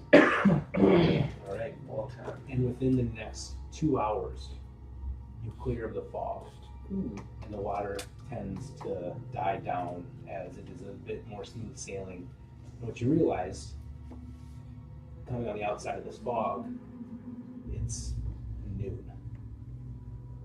It is bright day, and it just felt like you had gone through a whole half a day's travel of straight darkness. But you come out on the other side and realize that it's only been 4 hours. And memories aren't my favorite thing. I feel like we're in there a lot. A hell of a lot longer. Fucking sea bitches. Where do we see any land? Do I see land? Yes. Now that it is clear skies and no more fog, you notice that in the distance you're about 6 hours away. Torrin, try to see if you can see any sort of docks on the coast. Well, with me being from here, would I kind of have an idea of generally where we would need a port? Oh yeah, Like, yeah, it's on the south side. Yeah, of the island. perfect. Yes, Brian. we need to be on the south side of the island. That's where the docks are at. Deal. So we gotta swing around. Yes, I believe so. All right. Where would we? I know this isn't like totally, but where would we be? Would we be coming from like here, right? You'd be coming technically this way. From this way. Yeah, so you'd be kind of going slightly southwest. So like to get to Yeah, back so here. like you're about pointed right here, so you still need to go either this way or this way. Okay. Do you know which way is faster, Brecken? Should we go around to the Technically from this east side or direction. the west side? Well, the way we're headed, it's gonna be about the same either way we go. All right. Well, head east. Would I know like any? Would I know of like Actually- any like? Not necessarily dangers, but would I know of like a better passage? Like is one way rougher than the other? No, you know that you're like your homestead is on the east side of the island, but the docks are primarily on the south. You know, it technically is a little bit more of a loop to get around, but at this point you're on the north side of the island, so either way you go, it's about the same. Yeah. What's You're already going to the west side. Either way, Captain, I would say stay west. The way you're going now. Yeah, well, that's that way. Then we can kind of test the waters. Once he gets And us then see where it's looking. aimed correctly, I'm gonna blast no control winds at our butt. Keep pushing us. All right, and you guys gain another hour of travel, and you are now seeing that this island is spanning your sight as you are approaching within the next few hours, kind of tailing around that western side of the island. What do I see from the lookout spot? Yeah. As you're looking onto the island, you notice immediately from the direction you're coming from is, at first, a large sort of open planed area. You actually see some livestock, like sheep and cows and an occasional horse. You see some rams. You see just random beasts of burden, livestock type creatures. You can see sometimes chicken. And then you also notice off to the right of that, so more to the west, like farmsteads, and a lot of space of farmstead. Nice. And at the moment, that's pretty much all you see is open plains. And in the very distance, you see maybe some sort of mountainy area and forest. Nice place here. This does look nice. The island was beautiful at one time. Now it only brings me sadness and despair. You'll be fine. We gotta figure something out here. And Sylvan, as you and your crew start to see Far Island at its, whole in the coming hours, and even as you're getting closer and closer to it, you think back to a similar time of you getting to a new island for the first time, Perry Brooks, and you also get brought back to some of the atrocities that were happening on that island of murder and greed and death. But you also remember the good times you had on the island. You remember saving the civilians, ridding it of most of the Thieves Guild, trying your best to purge the disease or scourge, as Fellernack called it in his mountain. And for the most part, you felt like you left a decent impact on Perry Brooks. And for you, Torin, you recall Perry Brooks as being a place of desert, not much life as far as vegetation or even wildlife, but a barren wasteland of just greed and death.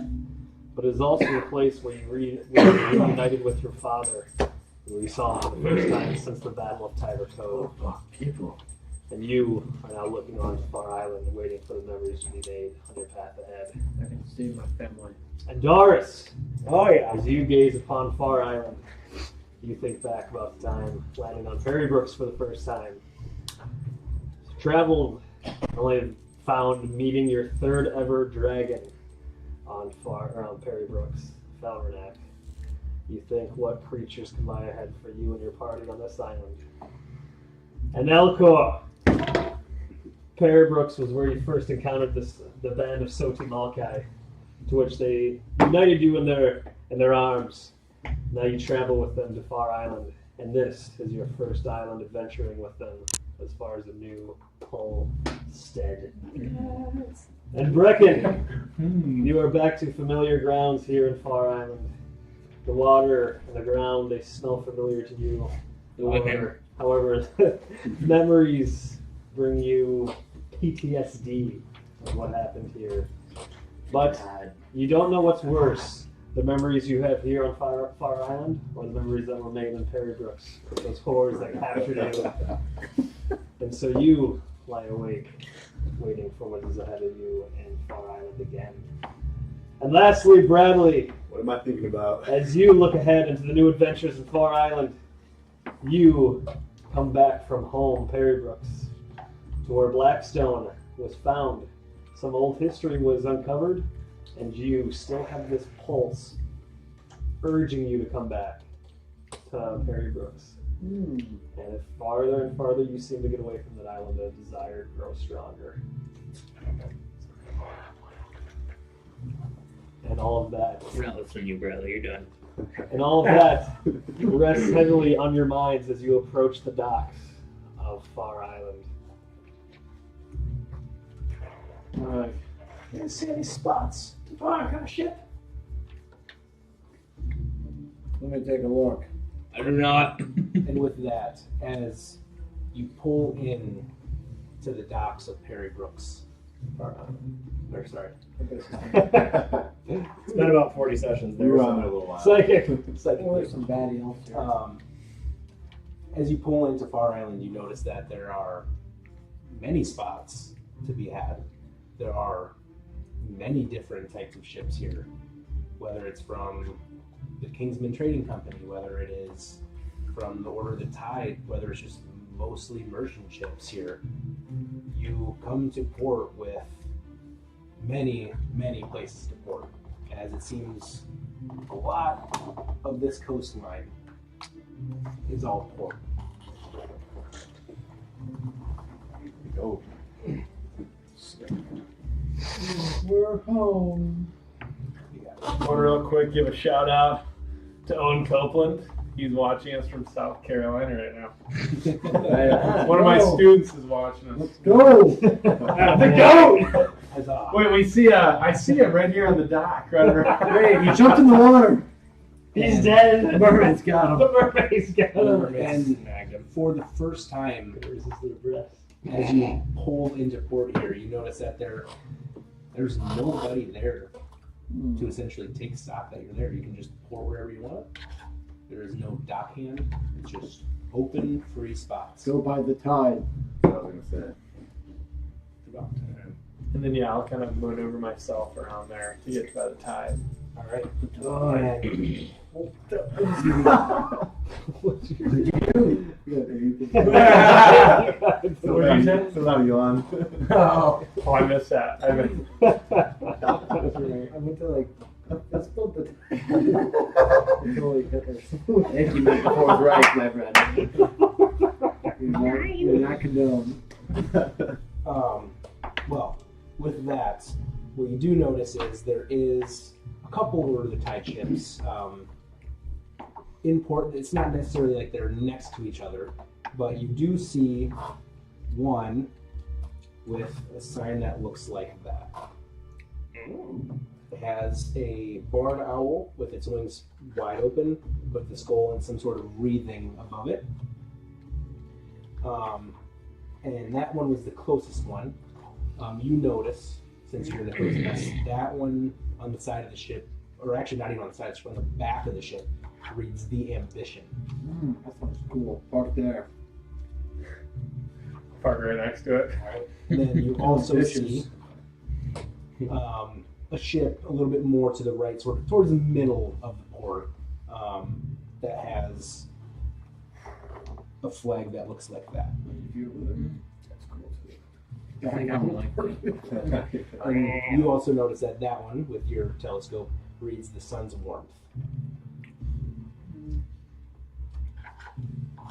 Something's wrong. On the water.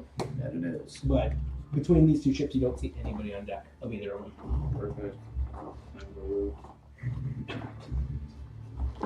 Pull the sails up, Bradley.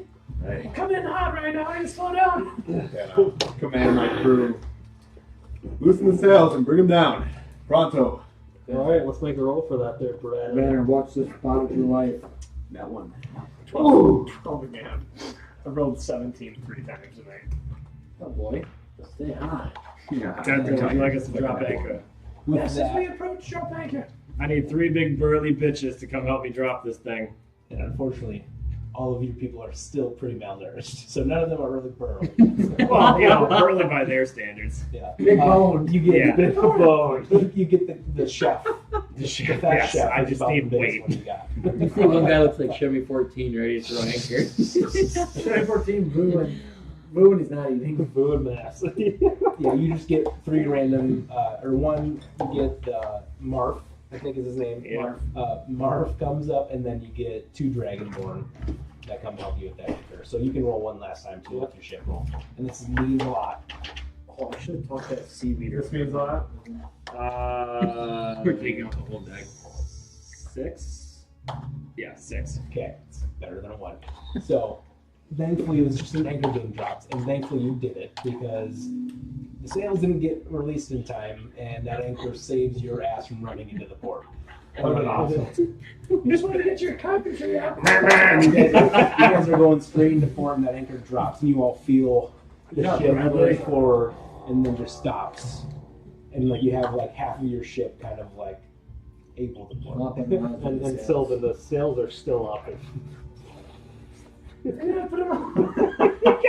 Somebody tell bro. Did you hear that? So the lines for the sails are all tangled up, and you see a God bunch. damn it. You see a bunch. We're so bad at sailing. We're the worst crew ever. Give Vanner his job. Bradley, God damn it, what happened down there? What happened? We got sails everywhere. Yeah, Bradley was gonna piss, or he just like that. With you Bradley, you're pissing when you're supposed to get these things dropped. Let's I go. told my crew to do it, and they suck. And you look out and you see the lines knotted. They're all crisscrossed. Some of the front are in the back are in the front, and the sails are still completely folded down, and they're blowing into the dock. Oh, good thing we'll probably be here for a while. Too much do you have, Samantha? Ask you what God, how did you figure it out down there? You're gonna spend every second of the next day learning how to set and drop sails. Hey, Damn it. And you see Sam hop off his box. Like, there we go. You grab it here and you pull it tight. Make a check. Yeah, might as well. One more. No, what I'm gonna do, I'm gonna cheese my checks. I'm gonna just keep casting magic missile and then mending it. Get my RPG 5. He's farming. Or, No, wait, no. 5 or 4. hey, can All right. anybody cast something to give our people food, like a feast? If only Sigmund was here. Oh, that's But with the Harkener now docked into the bay of this town in Far Island, we're gonna do experience for the ship right now, just so I don't forget it in the end. Sylvan, you can add 26 experience. Torn, you can add 18. Let's go! Elcor, you can add 21. Dars, you can add 19. Brecken, you can add 15. And Bradley, you can add 14. Damn, I'm better than We have to get to 100. 200 every 100. Yeah, so every 100 you get, like, so you get a plus 1. Yeah. So you chop it up. Yeah. As you all successfully make port, biggest thing that you will see as you come in, all along the actual docks, you see different people taking orders or taking things from the ships that come in. There's no actual postmaster or port master. It just seems that people have their own little shops ready to help and get their hands on any business that they possibly can. So you see a smattering of different, like almost like little small like stall shops or people like just ready to be hired or help with any means that you possibly need if you need it. And you see that there are hundreds and hundreds of people just moving about. It seems like non-stop chaos of people just bringing shit from ships and off ships. And What's the demographic look like? make a perception check. I'm gonna go to Sylvan. 24. Do you think it would be wise for us to give our crew some gold after we've set sail, so that way they can buy some food and other things they might have? You had my mind, Dars. Yes, I'm gonna pay them here for this. Whatever you're gonna pay my crew, deduct some gold from them. Oh, yes, I was unreal. Hey. It's gonna take hours to Here's 5 extra gold for Vanner. You're doing a good job. Off to the side for Mac. Yeah, what was your perception? 24. 24. Immediate glance, there are a lot of humans. There are halflings. There are tieflings. There are half elves, half orcs. Very diverse. And then you see some tabaxi, some cat-like folk. You do see not as many, but you see dwarves. That's pretty much at this small glance that you They get. look happy, like people in general. Make an insight for that one. 29. You see people happy in the sense of those who have a job and a sustainable job that are happy enough to be making a living, which is considerably happier from the place that you've been. I was gonna say, by Perrybrook standards, these people are fucking like they just won a lottery. These people seem very content. Okay, good. Maybe not necessarily happy and jovial, but it is a lot lighter atmosphere here than you were definitely used to on your journey. Perfect.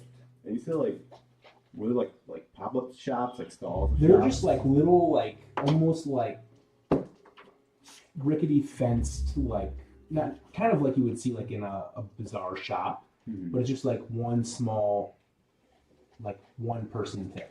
It's like just a bunch of small little, like almost like Indian street food vendors.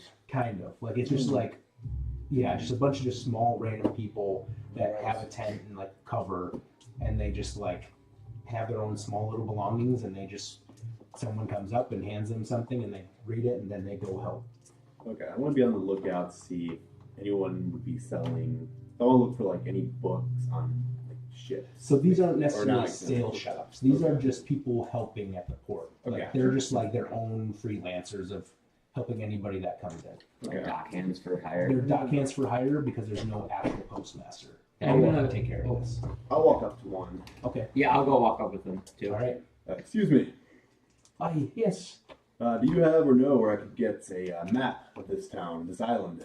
Oh, of course. All you have to do is go through the town, or go through the gates here, and at any one of the posts, the tall towers here, that the Palladius guards are stationed at, and they will have many there for you to take.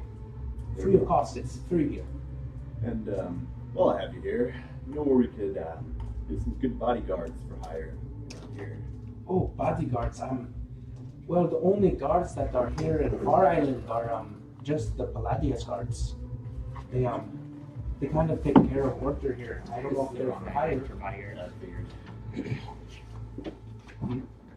I think he's asking about bodyguard. Yeah, I got Rhode Island. What, Joey? Wood. Yes. Okay.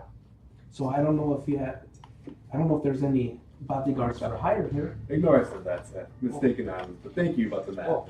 I'll toss some gold. So I'll point at like this tower right here. So you're speaking of like that right there. Yeah, and so you kind of point off in the distance over. Or I guess there there's is one this right like there. small, like 10-foot wall that have stairs that kind of lead up from the actual decks to get into the city. And you actually see at random spots of these like gates, there is a guard of sorts that have this like sharp pointed plate on their shoulder, and they do have this long brown cape, and they have this like dark ruddy armor, fairly nice, and they don't wear helmets, but they just are this guard in armor that kind of stand there, but they don't seem to be like confronting anything. They just kind of seem to be there at the moment in case. But yeah, you kind of point past into one of the towers, and there's 5 of them along the wall, and you point at one. He goes, yes, one of those. They have many maps there on the wall. Yeah, I guess when he says that, I'll kind of go to this closest one. Can we get to this one right here, or we have to Yeah. go to that one? No, you can go. You don't see it. There's actual like gates in all the. Oh, houses. opening. Yeah. So I guess we'll go to this one right here. Yeah, I'll follow him Yeah. there. So, And yeah, and as you're walking through, there's people just kind of like, it's like walking through a busy street, like kind of having to kind of like snake your way through people trying to get there. And you hear all sorts of sounds and people, "Aye, yes, bring that crate over here. Bring it over here." As they're doing this, quick, could I find Tahara? Yeah. I just want to kind of approach him. Tahara, I feel like, you were brought on this ship as a trader. I see lots of shops around here. Maybe you could use some of your expertise to try to make us some coin while we're at port. Yes, of course, I can do what I can. I want you to know I have been here. It's a lot of these places here are not really shops, but there are many places in the city I can go try to trade. Even if you just talk to the other ships. Yeah. I'll try to trade your way up, whatever that may look like. Yes, I mean, there is a Traders Guild if you want me to stake out that for a little bit. Yes, and then that'd be wonderful. Okay. I have And my yes, own- here's 25 gold for all your hard work. Oh, thank you so much, Captain. And And then I'm gonna go around to each crewmate, give them each 15, and then I will tell Bradley's people. Even though Bradley told me that, I'm gonna tell them. I got orders to give you less gold.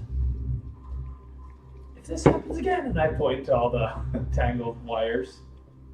you will miss the next payment. I expect you to be better next time.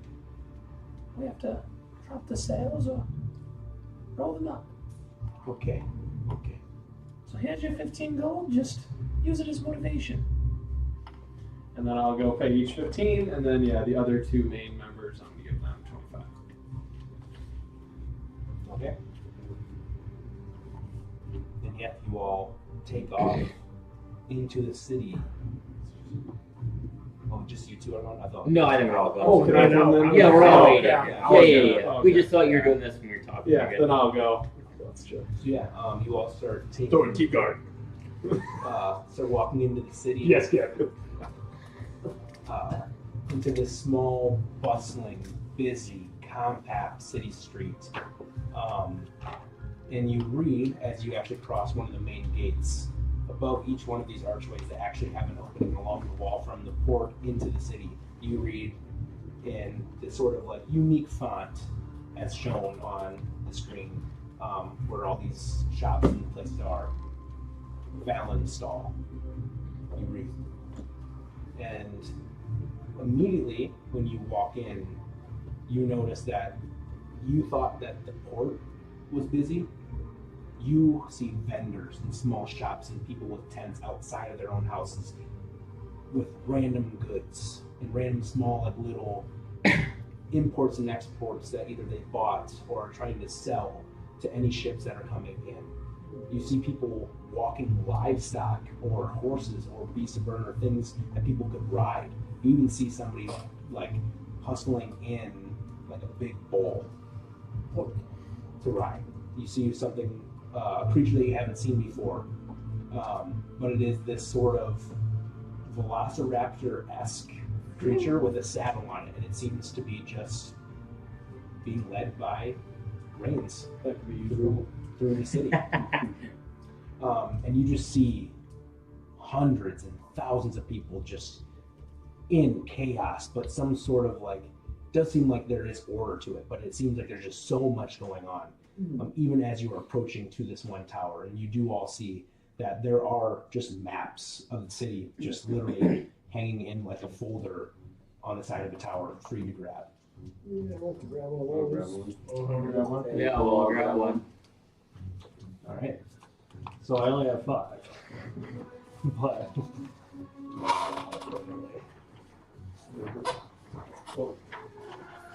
Okay, you can hold on to it for now. Let me take one more. Forge. Where are we at currently? Oh, Balance dead. That's got to be right. Valenstall. Okay. What is it? Valenstall. Valenstall, yeah. Woodrow over there. We knew we were going to grow. And as you are Buckland Stadium. Uh-oh. Legendary Huckland Games. as you all actually take these maps and are kind of looking, you actually see this large, amazing Colosseum-like structure in the far northwestern side of Valenstall, on the very outskirts, kind of towering over these buildings of Valenstall. A large, enormous structure of what seems to be mighty, just immense, like almost like pride of the city that you see. You also notice that a lot of the guards that walk by or people, they wear this symbolic nature that looks like the Colosseum on the actual Palladius guard's shoulder.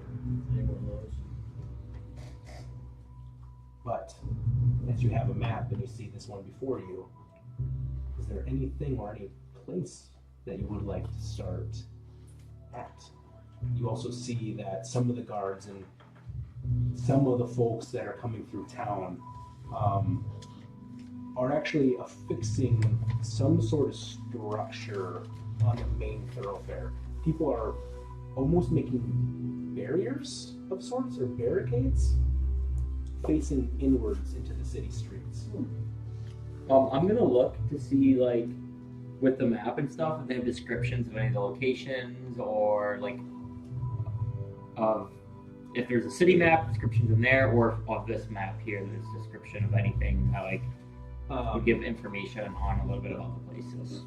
Make Sylvan, you make a history check for me quick. I would say or Me being here, I probably 10. have some insight. Oh, Brecken would know. Duh. Brecken would know.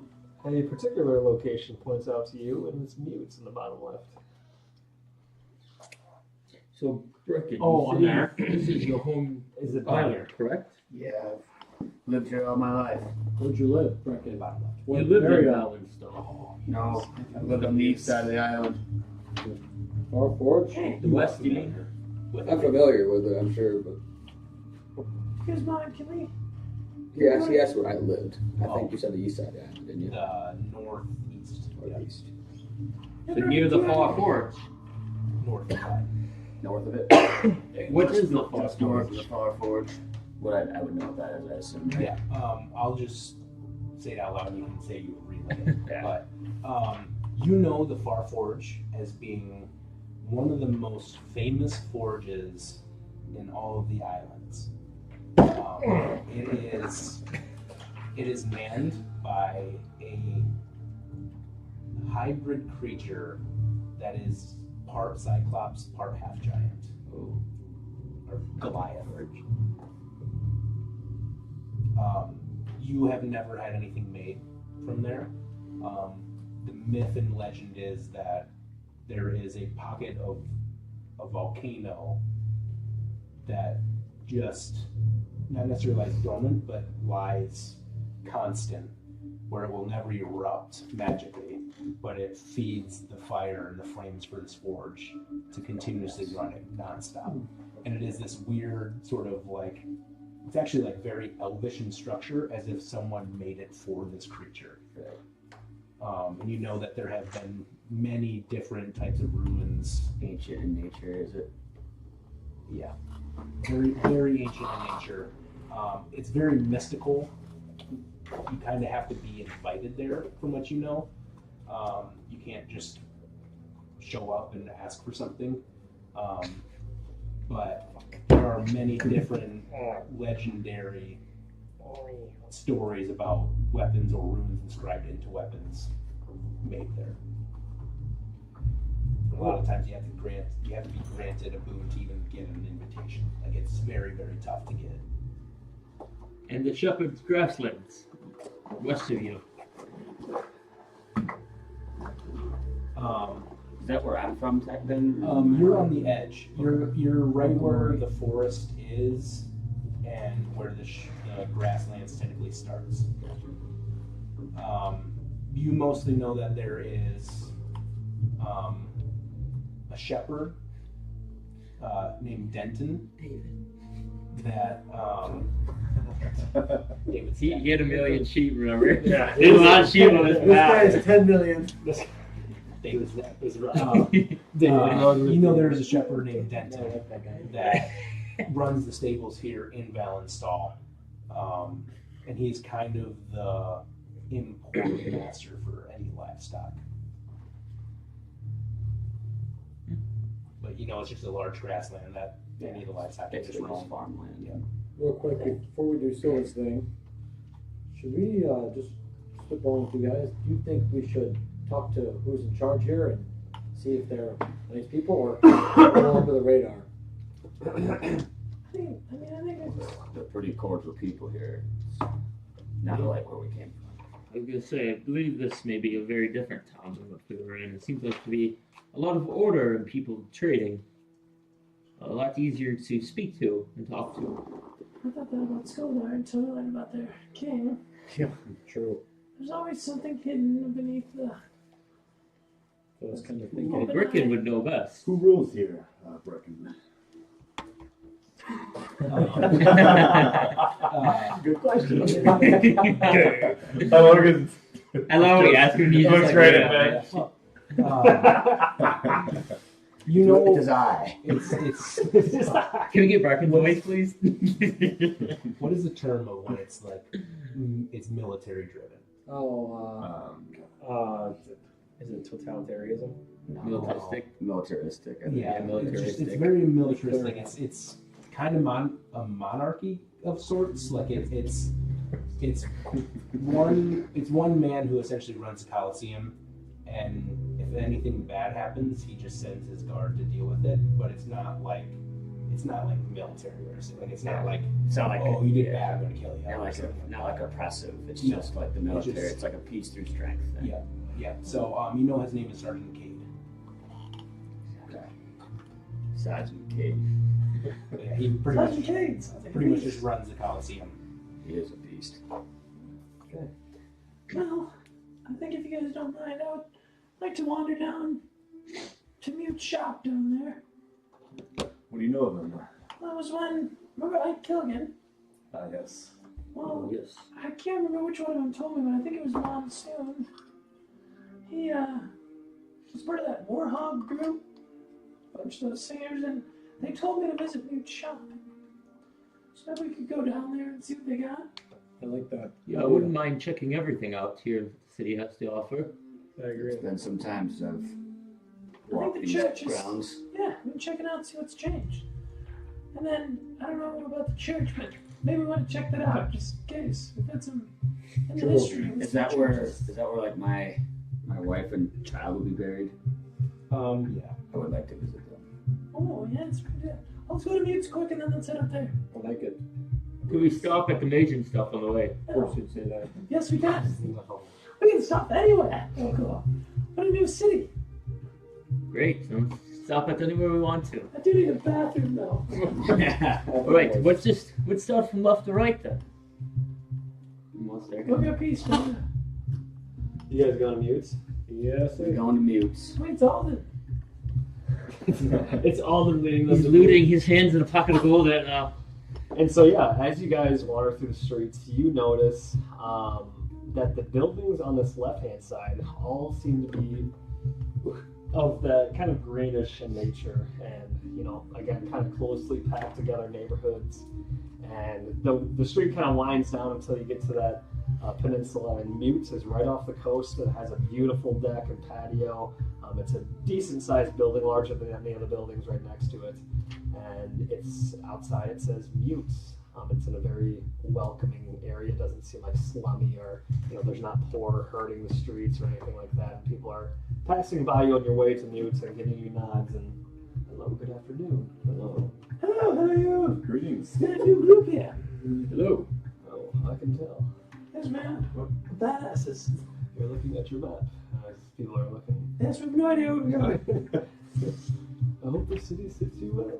Well, Then we'll walk into Mount Mutes. Mm-hmm. And upon opening it, you see a pretty open, almost like dojo area. It's got just a big open room with kind of the equipment and instruments and kind of musical scripts hanging on the wall with a big, large piece of carpet in the middle.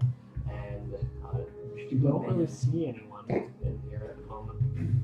Oh, no bell around. Mm-hmm. Oh, there is like a big, what do they call them? Like the gong. I'm gonna go over there and just kind of boom. hello, is anybody here? What?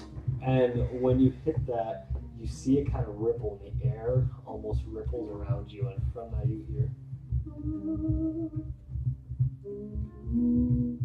And from that you see a little halfling come down these kind of spiraling staircases in the corner. And you see him approaching. It's a very old halfling, gray hairs, very wrinkly skin, and he's approaching you very slowly.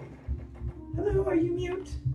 And he's in a robe, a very fine robe, and he approaches you, and he's roughly pretty close to your height. You're a little taller than him, Sylvan.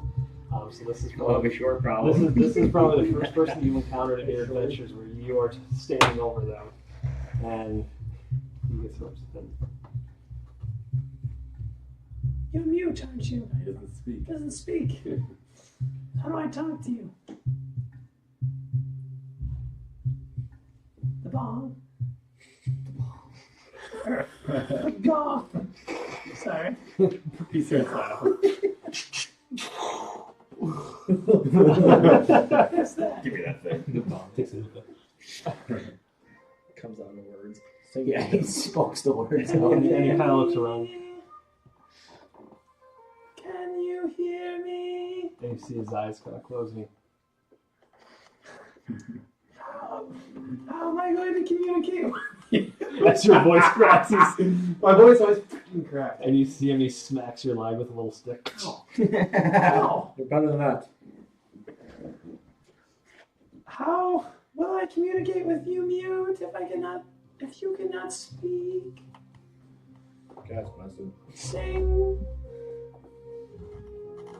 What does this mean?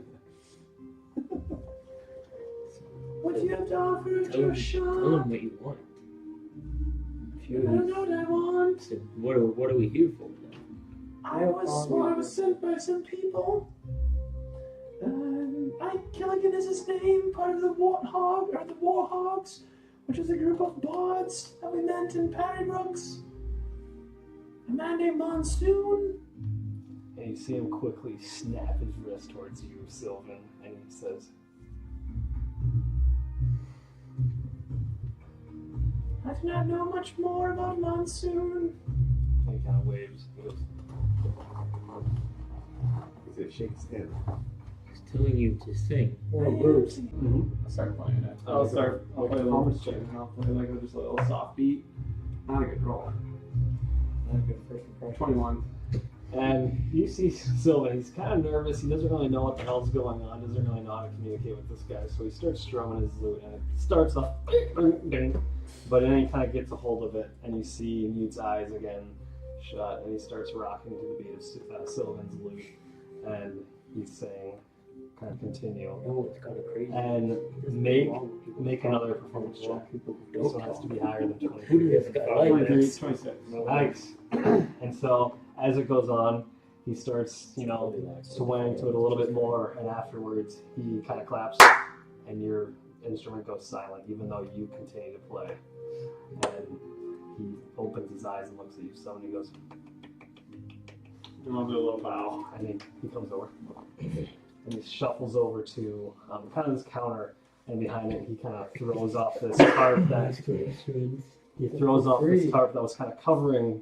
It kind of looked more of like a bar, but it was actually just a cover to his cases.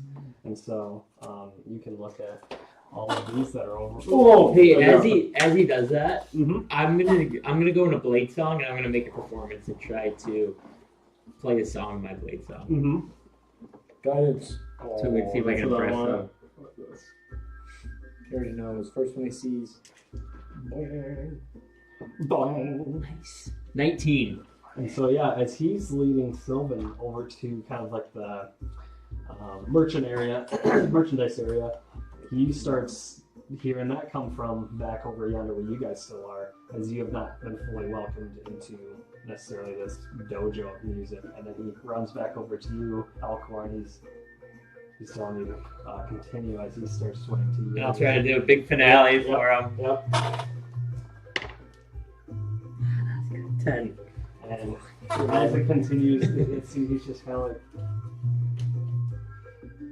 and then he kind of stops and It is a different type of music. I am not as good as Sylvan, but I need to practice with him. I would try to, but he's a hard one to tolerate. I could pay you to train me. It may be interesting. You are familiar with the Blade song. You don't talk, but with your ears you know what it sounds like, I'm assuming. I believe I would maybe be interested in that.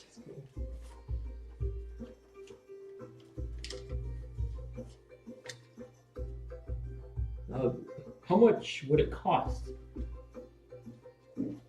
Amount for gold for training? Is it like an everyday thing, a session? 1,000? one session?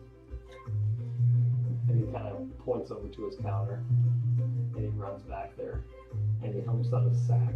On it says 1K. 1,000 gold. I will definitely think about that. Sylvan, would you be interested in getting a lesson with me? What's it for? He says he can improve our music. I mean, my music is pretty sick and good, but yes, I would do it.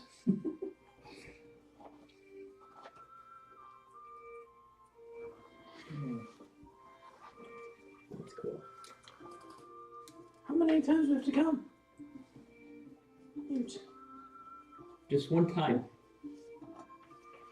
Like one time, 1,000 gold, so it would be 1,000 gold each. Yes. I believe it may be beneficial. Oh, I think we should do it. Sorry, I'm reading all these items. Mute. Can you play yourself? And he picks up the, he reaches into his case, and he picks up the item that you were most familiar with, Sylvan. It's the fire shredder. He picks that up, and he rolls his wrist back, and from it you hear this really just raw electric guitar. That's pretty cool. And he starts playing that, and it's unlike anything you've ever heard of. And he just starts ripping the, and it's again this music that you've never even heard of. It's totally a different tune than what your lute is. And he starts playing, and the fire shredder starts illuminating these flames all over as he starts ripping it even harder. And so that's what you kind of hear right now coming from Mute's fucking performance. Let's get him a little performance here. That's sweet. Yeah. He's a plus 20. Oh yeah. And he's just totally killing it right now. I want to start What is his rolling performance? 25. I want to pull up my horn and try to play it. Yep. And so as he's ripping it, you want to join in. I'm going to try to meet the with well-timed aids. Mm-hmm. Yep. So roll performance. 7. And so, yeah, as you hear him, and you hear someone from the outside, and he stops playing, and he kind of looks at you, and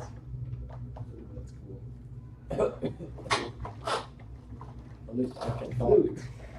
You're used to wood instruments. Yeah. He's a wood guy. I don't even have my fang out. That's why.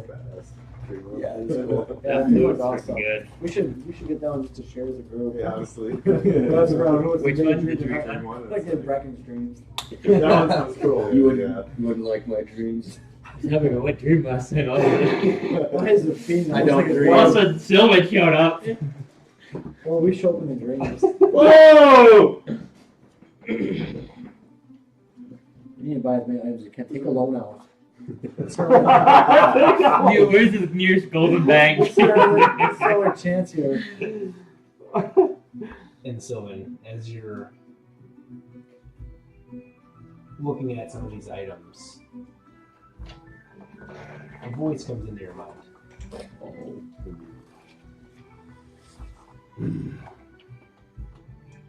You should think about stealing one of these items. He can see you and hear you, but he cannot call for help. I don't think that's a good idea at all. I just met him. I'm just new to town. I'm supposed to do good things. What is this going to benefit you for? You can steal something great to make you a better warrior from me. A bard who can persuade anybody with much value. Well, I did find some that helps me with persuasion. So you're going to try to steal that? Yes. God you damn can, it. you can make a wisdom save against that, though. Sorry, yeah. I love the Wisdom. demons. Wisdom. That's my man right So, 7. And you get this thought that, yeah, maybe I could try stealing this.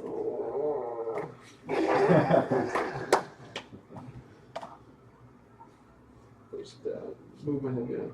This is sweet. This would Sorry. be sweet. This would be a sweet sword for you too. I know you to add the inspiration die to damage. I now. don't Big. And because you're what is the valor? Valor. No, I know. You can use the Yeah. sword. Jesus. Look at the trail of fire. Sorry. Ooh, that's nice. Too. How many items does the fucker have? Holy Wow. shit. I kind of want this. He's the bad boy.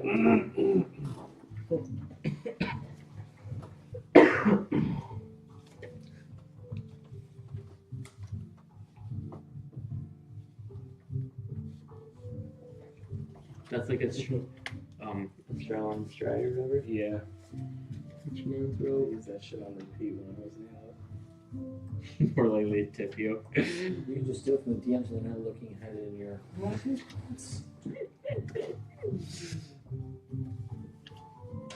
Look at pants. For the And- style. And yeah, Not only.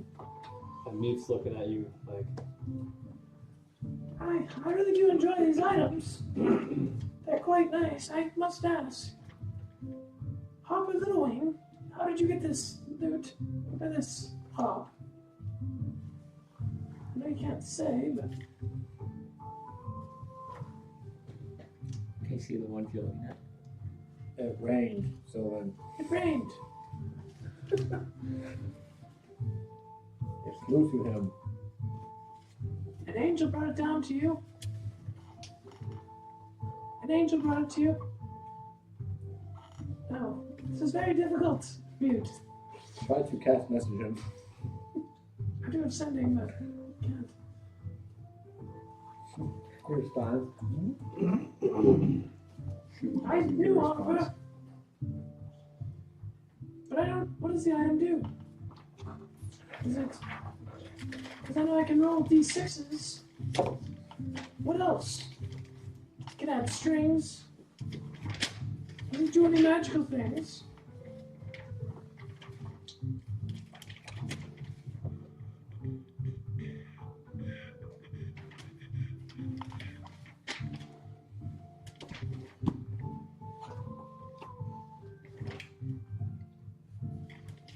And then, what is that?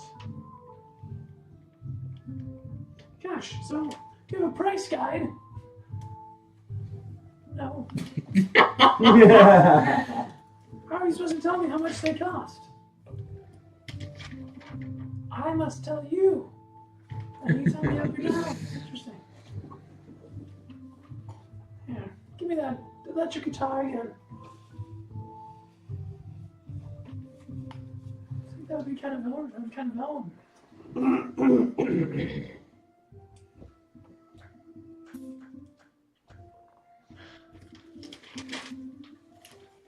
Does this do 1d8 damage or does 1d8 or 1d10? 1d8. Alright. And then I can use it as an axe in my hands, correct? But it also can be used away from me as well. Then it shoots out attacks, yes. Alright. This would be quite nice. I do have a nice axe here though, you see it? Yeah, it's very nice. I really have a musical instrument. No, it doesn't play. I tried. It didn't work. But I do like it. Okay, you know, how much for this? Now, I know I'm a new bard and all. I guess I'm not new anymore. I've been journeying around. 10,000? he gets stern. Oh, holy cow. 15,000? 20,000? So 19,000. Yes. A new bard like myself. 20. It's the ceiling. 21,000.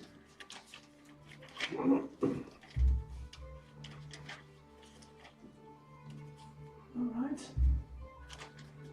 And so when you see him kind of sizing you up, looking at the items on your, outside right now, and you see him looking, he goes, and he goes, No. Wait, it's a straight up trade. Oh, the gloves, yeah!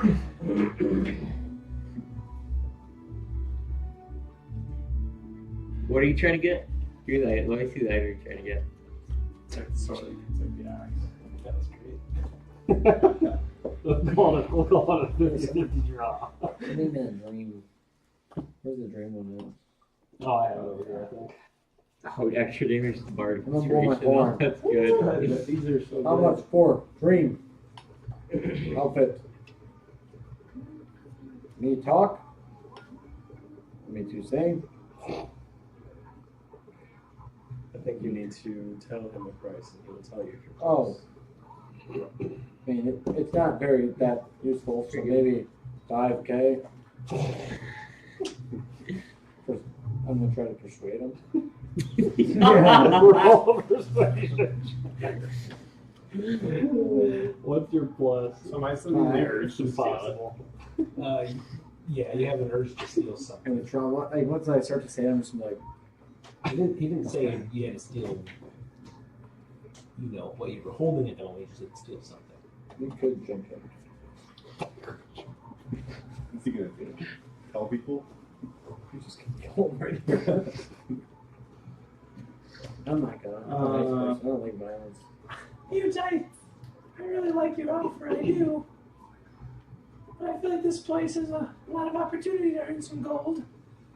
And I think that I can go and earn some, and then come back and maybe buy it. The Hopper's, this thing has some deep value to me. I still don't totally know what it does, understand what it does. And you look at him and he kind of goes, We could always sleep on it, so if he needs Maybe we to. should sleep on it. I'm sure we will be back here, especially if we're doing a lesson. Hey, you should try to play this. Can you try to play it? he kind of looks at you and he kind of remembers the performance you had, and he kind of shakes his head. And Do you want to try it? he was already playing it. I know, I want you to try again. Or else I could try, I guess, but I wanted somebody to play it. And he kind of looks at you, puzzled. I don't know, I want to hear it again. You play, so then. Can I try it? Just try it. This thing's very nice, isn't You can't stop you. it? No. Alrighty, well, And I'll hand it back to him. Mm-hmm. I'll keep that in mind. 21,000 for that.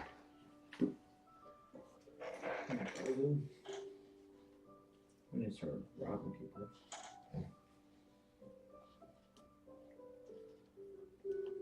Ever since I realized my dad is alive, I've become unlawful. And then these.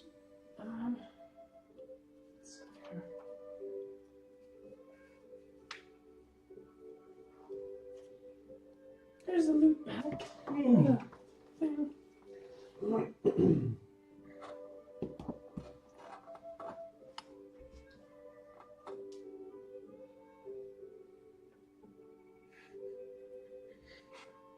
So what's all in this shop?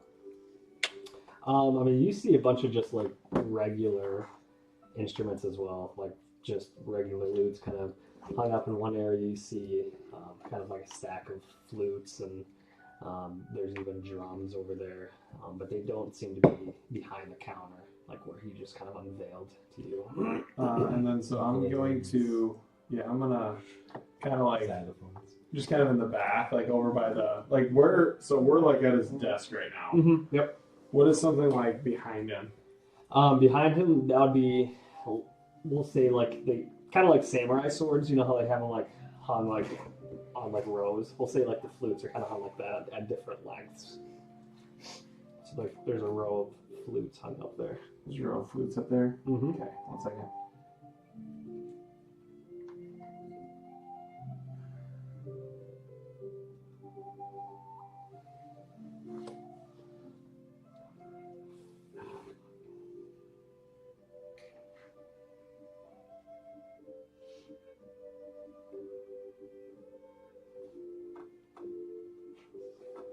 Sorry, trying to do something.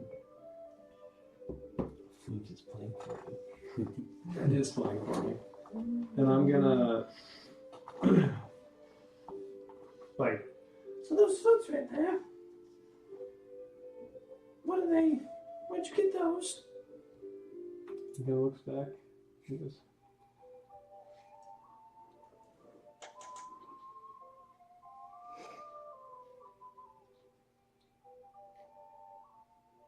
Interesting. That's a very good story. No idea what you're talking about.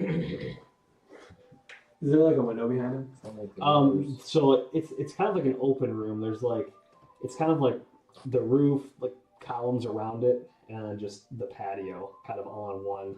So there's not really necessarily windows, but there's kind of walls open to the patio, walls. It's kind of just an open layout concept. I'll kind of peer through the one window. So, have you ever driven any of those ships around? And he kind of peers out and he goes, As he turns around, mm-hmm. I want to try to cast invisibility Mm-hmm. on the seafarer's jacket. Okay. So when you do that, when you cast invisibility, is anything spoken? I guess I can have that. By the way, it's a creature you touch, Oh, I can't do. not an object. Oh, so that won't work anyways. Or are we think of something illegal? What did you say? So we'll think of something illegal to do. But invisibility is visual, somatic, and material. I'll throw some grasping behind to it. So I guess I do it and then nothing happens.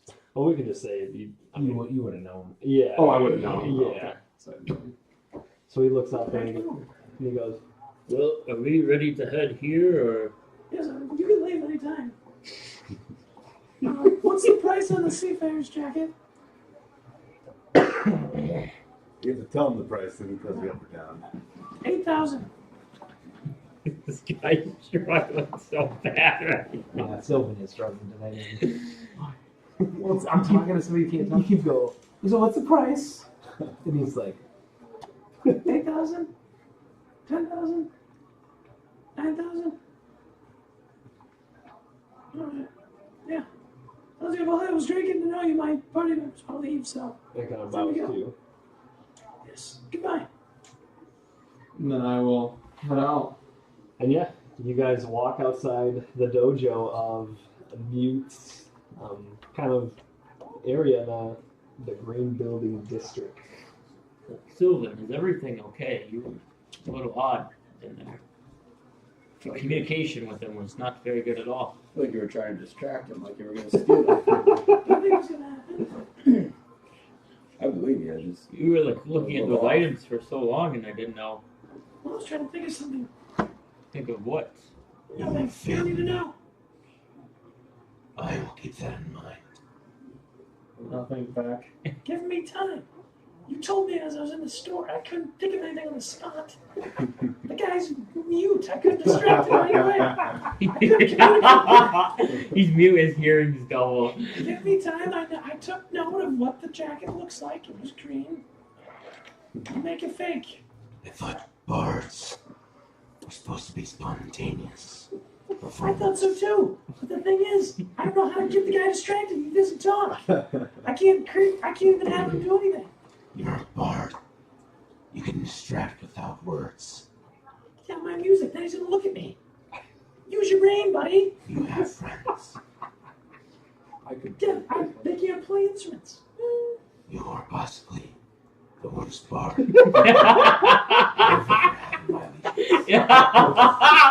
Bird! What are you gonna do? That is facts. After that, he just fucking hung up. You guys mind? I'm gonna go kill somebody. You guys mind if I do that? Who are you gonna kill? Just a random civilian. I would And then I'm gonna go recommend back to doing court. that. I'm gonna try to kill the thing. I would recommend Kill You what guys thing? mind? not. I would not. Tell us. Don't. Let's wait till we level up or something. I don't believe killing somebody will lead you directly back to him. I will. If Bad I go start. against my He might like vow that. that I made. Scared me over. Unfortunately, if you go and kill somebody, I will not come and save you. Well, you don't have to. Why are you so angry? Did he Yes. speak to you? Because he's telling me to go steal something. You could. So you were trying to steal something. So there was something. No. We could find a No, plan. what? No. I could play my horn. Sylvan, we are your friends. We're here to help No, you. no, you haven't. Keeping this stuff to yourself is only hurting you. Wait, discuss this no more. And as you guys are walking, having this conversation with Sylvan, you guys walk through Volleyball. a volleyball. Find the biggest one, Bradley. Bring it to us. Pull it on for about 80K. 20K one. Whoa! With the kill mute. Okay. Horse race. Bricken, what is all stored in the temple Horse library? race, Is that'd that be like awesome. religious books or more everything? Cut away to Bracken explaining the library. You know, the temple library is essentially your typical library of history that you would find in most settlements. It's called the temple library because it looks more like a temple rather than an actual library. Well, Elcor is gonna make his way. He's gonna like the temple library, admire its beauty. Yeah, you see that there is a probably 10-foot stone base to it, and it has a sort of like eastern like archway out front and stairs that lead up to the main door. And you see these sort of like Japanese like type architectures where it kind of like comes out to points on all four corners. And as they're going, I'm gonna try to drop back and sneak without them seeing me leave. Roll a stealth check. I have good perception. This would be your passive. Perfect, still good. You need to do. Who needs to be the horse rider during the Auckland games? I have good animal handling. Unfortunately, He's mine probably got starts at like an 8+. So Goodness, 19. for passive perception, on there. Maybe I'll look into that. What is it? that'd be pretty ridiculous. I think it's just your wisdom plus 10, right? I don't know. It's 10. Yeah, it's usually like no, it's like 8 plus your wisdom I'll look it up. plus. Definitely not something. Yeah, it's usually pretty low. That's a good fast perception over there. Yeah, I don't know if that's accurate. You see everything. Yeah, nothing. Say gets 15 by. would be his passive perception. What is it? It's your 10 plus your modifier. Yeah. Oh. You said it, you're still Yeah. So basically, Yeah, anything that would passive. need less than a 15 on a DC without you having to roll, you would automatically. So, like for example, if someone was trying to stealth around you, but they say roll a 10, but you have a passive perception of 15, you would be able to like notice that something moved. Ooh, let's get into horse race. So yeah, I'll sneak off. We got the horse race over. So you kind of drop back, and those of you with a passive perception, essentially, I mean, I think Everyone does. Everybody just sees you. You all kind of notice that Sylvan just kind of like slinks backwards a little bit. Where you going, Captain? You should bring these sheep too. What you doing? You're kind of falling back into the crowd a little bit. And yeah, people are kind of passing through you still now, as the street is still very busy. What? What you saying? Yeah. And with Sylvan being small, And then I'm gonna dart. It is tough to see him as he's kind of being. And I was kind of crowded. jumping over the people, and then I just get run. Let's keep going. Well, I would rather be away from him if he's going to do something I'm stupid. gonna go back to the ship. Back to the ship. The hog. Oh So you god. start heading back The to the harbor. Reaper quest on there is There's also not- intriguing, yes. I would like everybody to make perception checks besides Sylvan as you guys are walking through the city. 18. 14, 12. 22. 15, I don't know why I said Crit 14. fail. All right, Bradley and Elcor, you both notice that through the main street, you're about to start walking from the temple library down the main thoroughfare. So down this street, and you notice that most, if not all, of the intersections that would lead to another street, they have again like these 10-foot tall like barriers facing inwards towards the street, and there's like little platforms on the back side where it looks like you could possibly look over.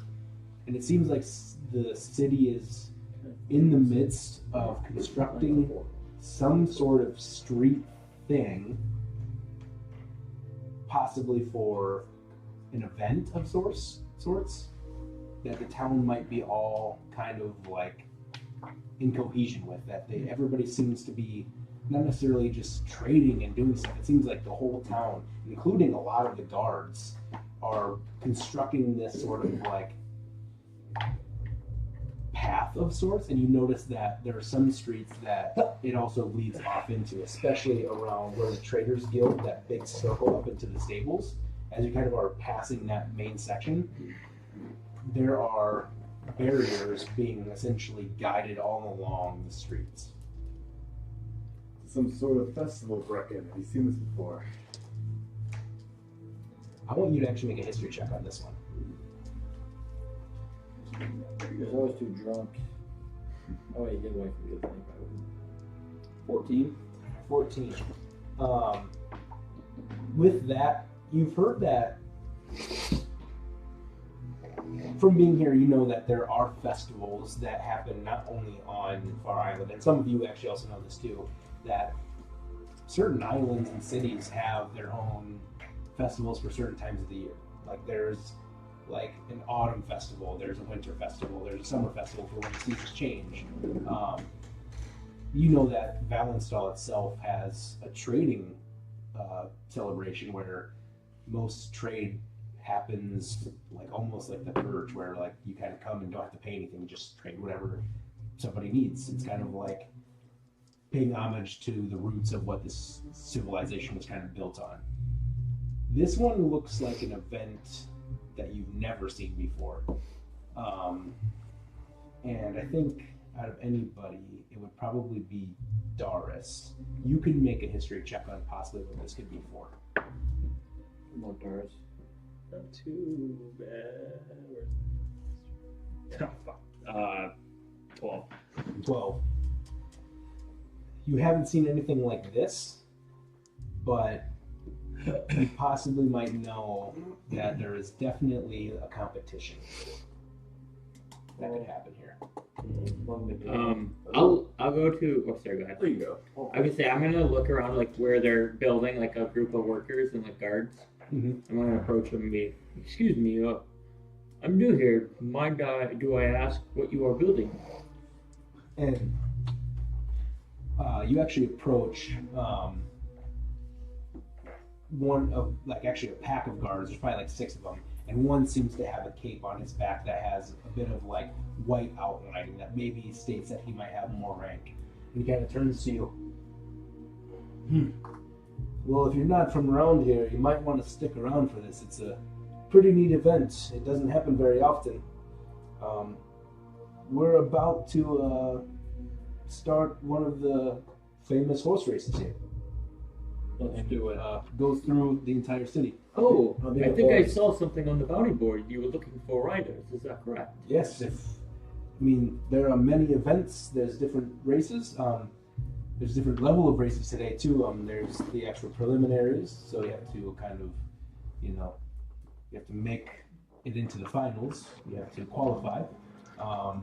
Some people have already qualified through other races throughout the lands. Actually, there was one that just got done on Fastmark. So this is the one that is next in line. And you say races, is it just horse racing or is it foot racing? Oh, you wouldn't want to be on foot for this kind of race. No, it is a mounted race. Most of the time it is horses, but in previous years here in this one specific race, we have allowed different types of mounts. It is fun. A lot of the times there's a big stampede at the very end towards the Coliseum. It's very fun. It's very chaotic.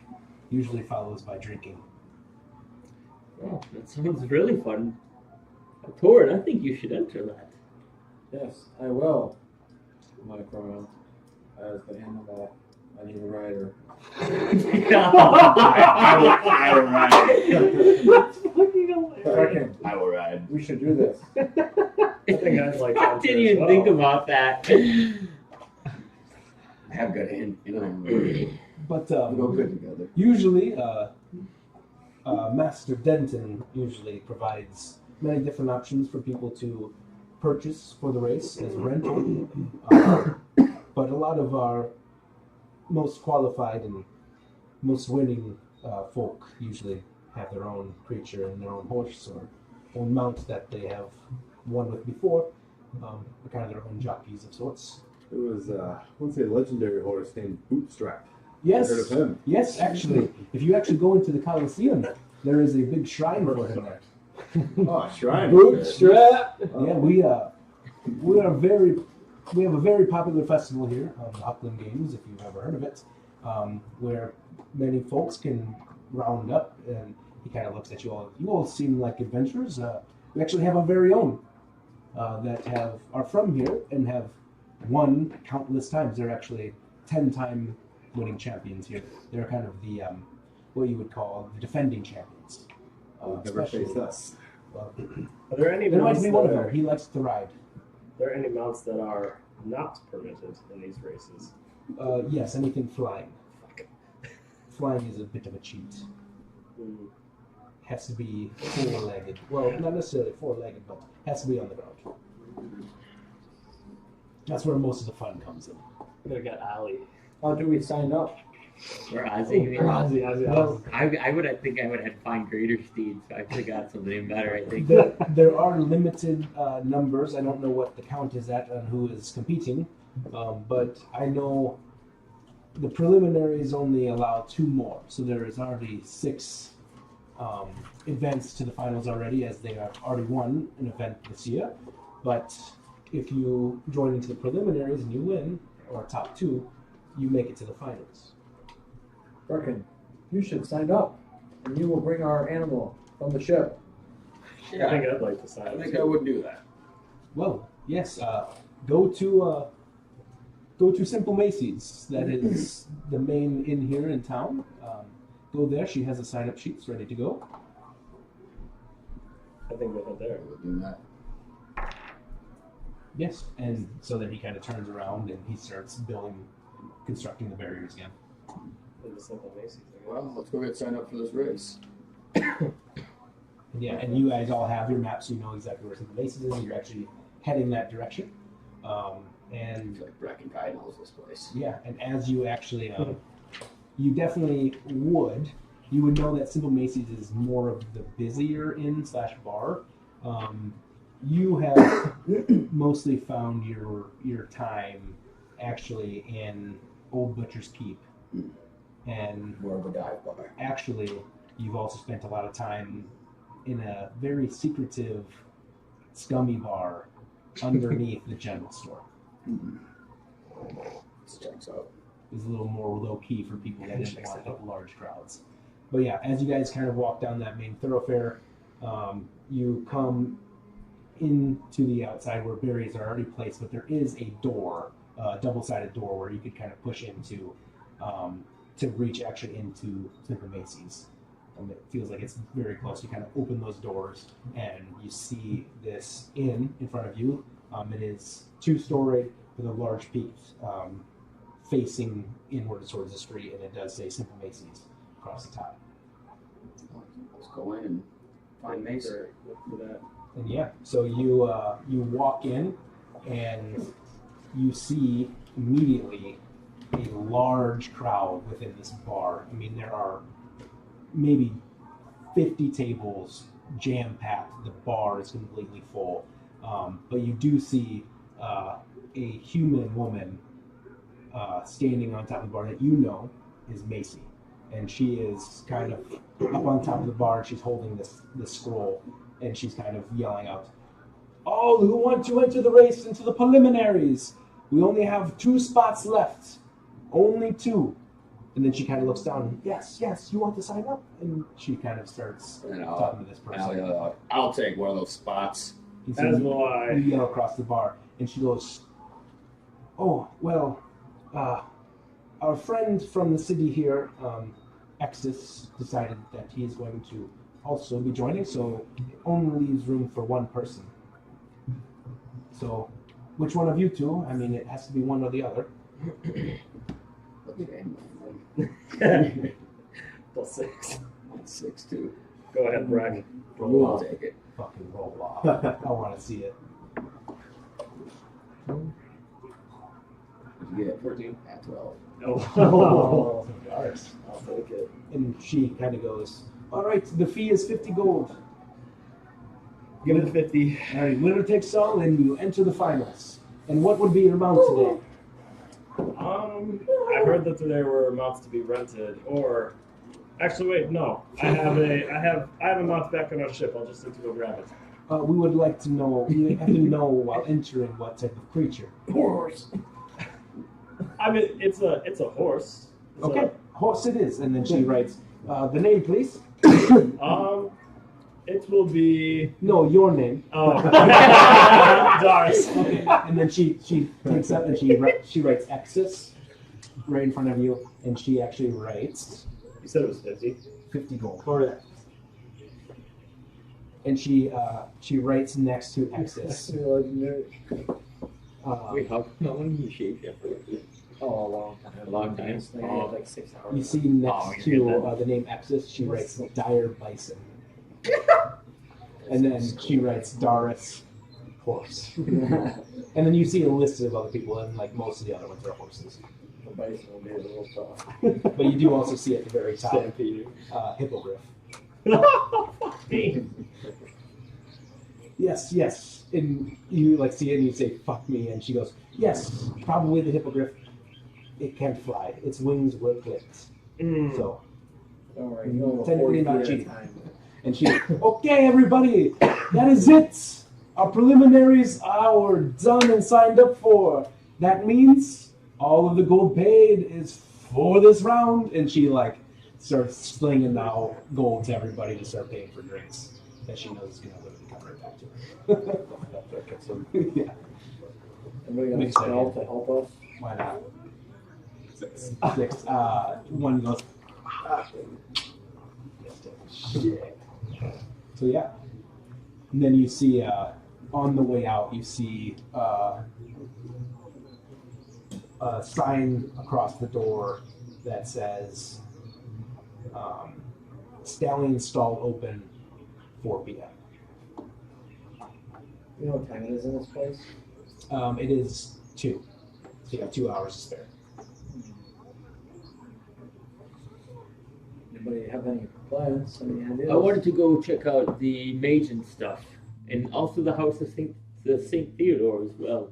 I believe that's where Brecken said his wife and child was buried, correct? I would like to visit them again. I think we all should pay our respects. Agree. I'm with that. Does anybody All know right. where Sylvan went? He vanished into the crowd. And I imagine he's either back at the mutes trying to steal that thing or killing back in the boat. I'm assuming the butchers keep the general store are exactly what they're called. It's the general store the butchers keep. Other. I'll skip past the general store and I will have dates. If you're gonna stop there, I'll stop in the general store. Oh yeah, I'll stop with you if you go there. I'll hop in as well. All right. So you 3 at least stop into the general store, and as you come to this establishment, again, it is 2 stories, a little more like the rough wooden structure, kind of hay, kind of stacked into it as well. And there's a small, simple door on the front side, and it just says "Gem Store." You walk in, and you also obviously know the owner, the one who runs it. You know by the name of Balar.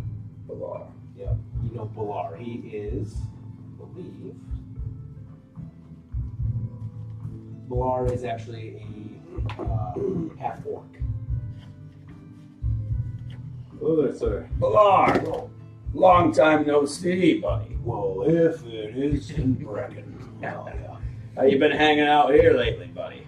Well, back's fucking hurting. You know, I'm getting older. You are an old bastard. I am. I mean, I remember you when you came in here a little underage. Just as spry as I ever was. Yeah, oh, I can tell. You still got still carrying that wine around you? You know I don't leave home without it. Oh man, can I have a little hint of that? Of course. And he takes a swig of it. It's not the homemade stuff, but that's pretty good. No, it's all I could get my hands on before I left the island. Wow. Check some of this shit out, though. I got this in my travels. It's called Ghost Lung. And he goes, Ghost Lung.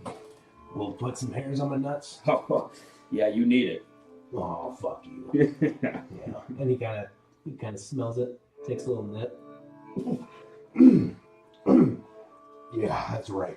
And he takes a whole shot. And he goes, I remember that. Makes the tongue numb a little bit.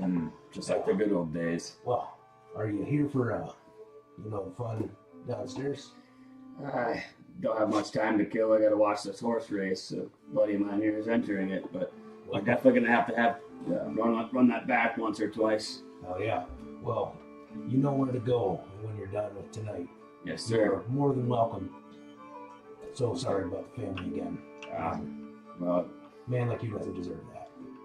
those were hard times. We got through them. Well, You helped quite a bit, yeah, old friend. brother and I go out to the graveyard and see him every once in a while. Good. I was hoping someone was tending to the grave while I wasn't in town. Yeah, well, folks like you that paid homage to our place here had many good nights and spent your time and your money well. We always appreciated it. And, well, if you and your friend, especially, he wins or makes the finals, you come back here and we'll give you some more fun. Oh, you'll bet your ass. Meal, everything, place to sleep if you need it, on me. Thank you, brother. Yeah, well, you really want the good stuff, though. Go and talk to my brother downstairs real quick. He's got the He'll good get you stuff. something good. I'll swing by. I haven't seen him in a while. And so, as you notice, Bular is definitely he's a definitely graying person. He's got more wrinkles than you could remember.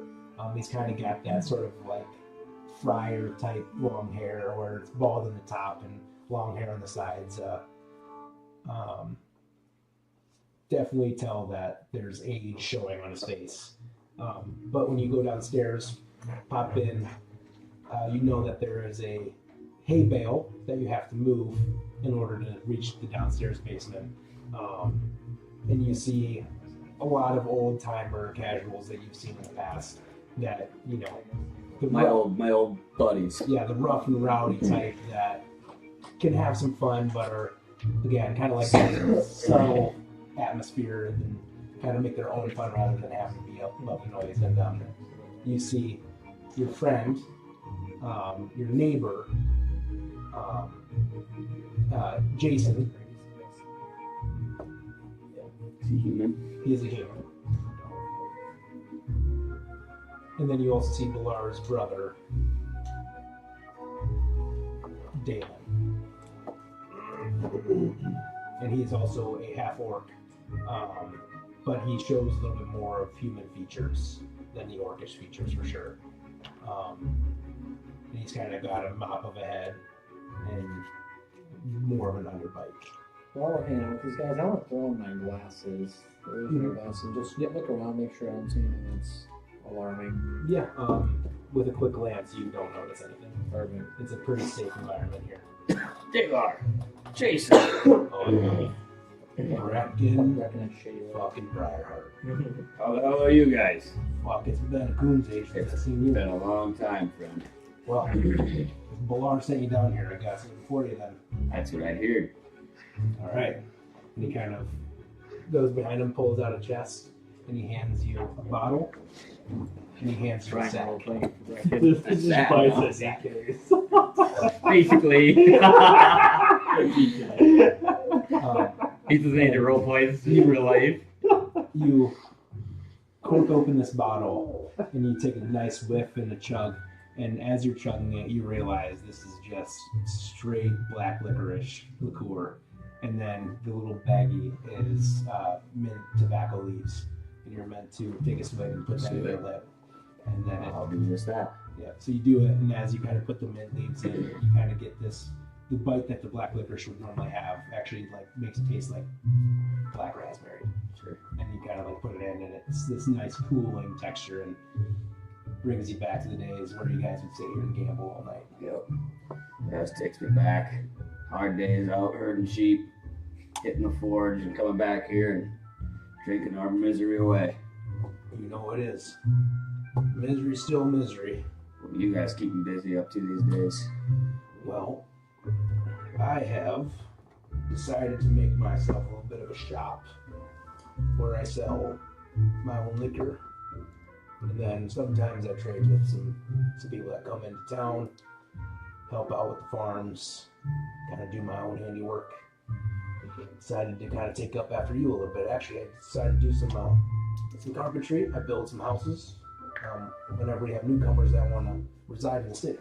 Good for you. Oh, excuse me. Yeah.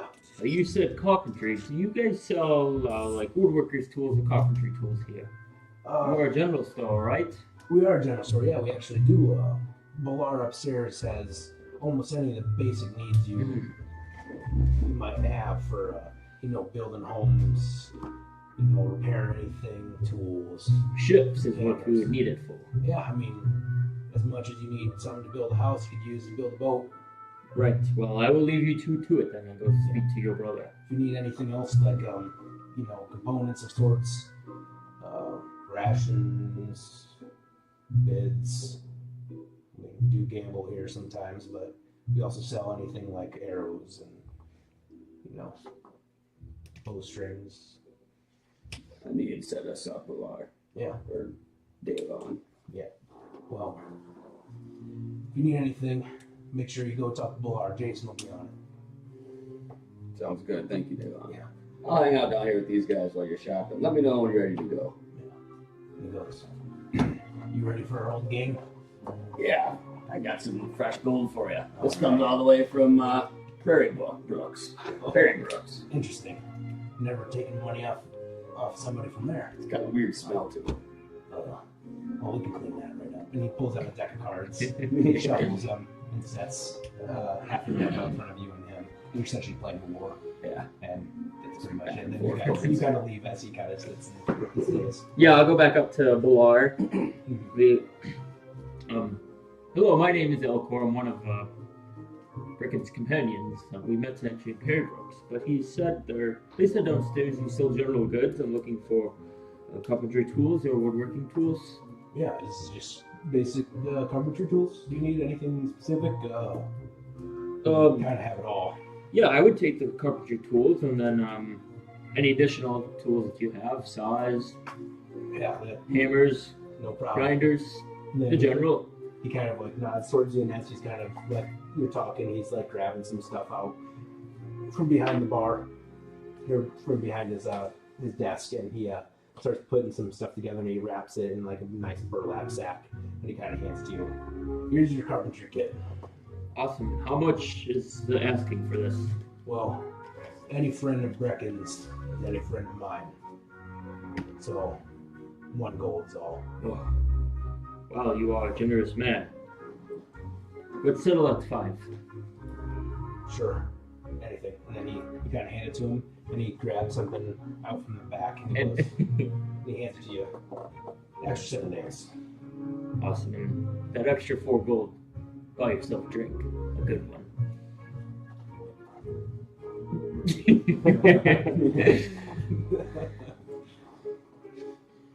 We'll save that for the libations after the race. I'm just picturing a Silkers. Silkers in the back drinking with those old people. Here at the general store, if we don't have it, you don't need it. Well, I think Brecken said let him know when we're leaving, but I might just leave him here. I'll go with you. Brecken, stay here and catch up. You need some time away from us and with these old buddies you have. Don't worry about catching up with us until later. Let me know when you're on your way to the church. Yes, that sounds better. Give us an hour. I'll be here. I don't know the biggest race of my life. Make 2 rolls. Tell me what your totals are.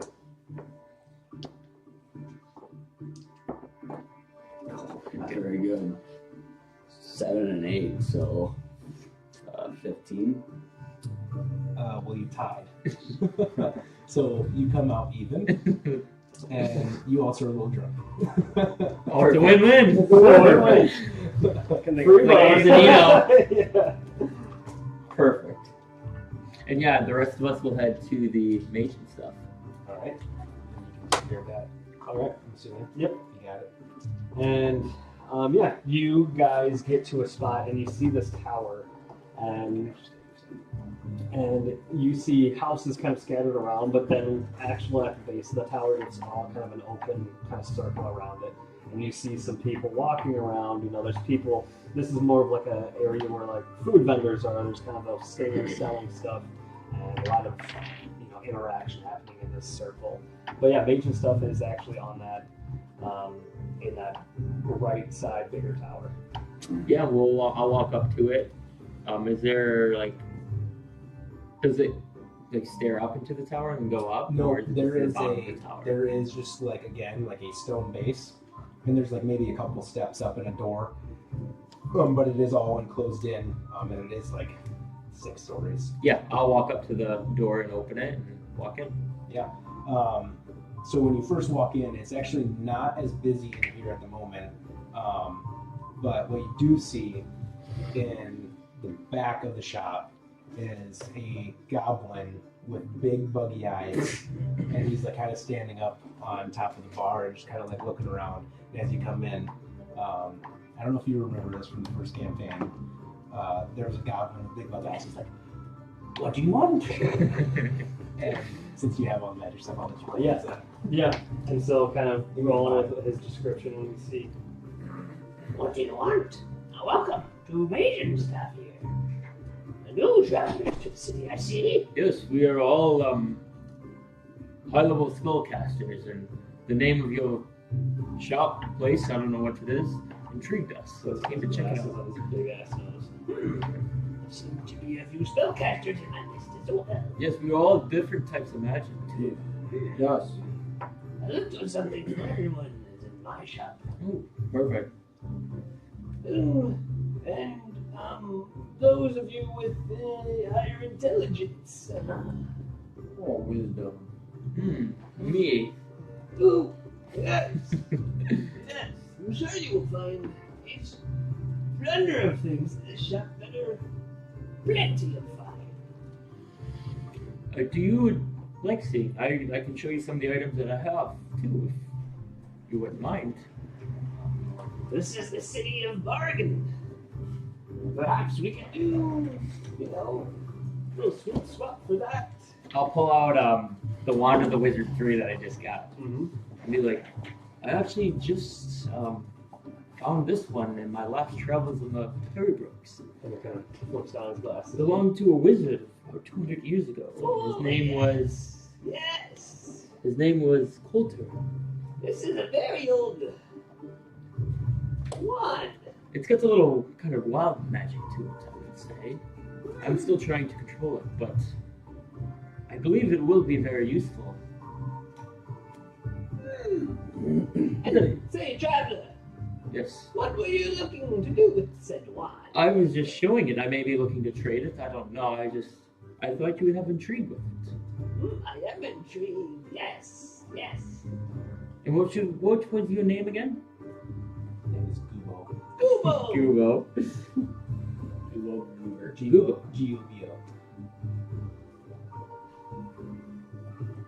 Well, I would love to see your wares and see Oh, yes. what you have to yes, offer. yes. Here's all the wares. Please. Start with Bradley. I think definitely.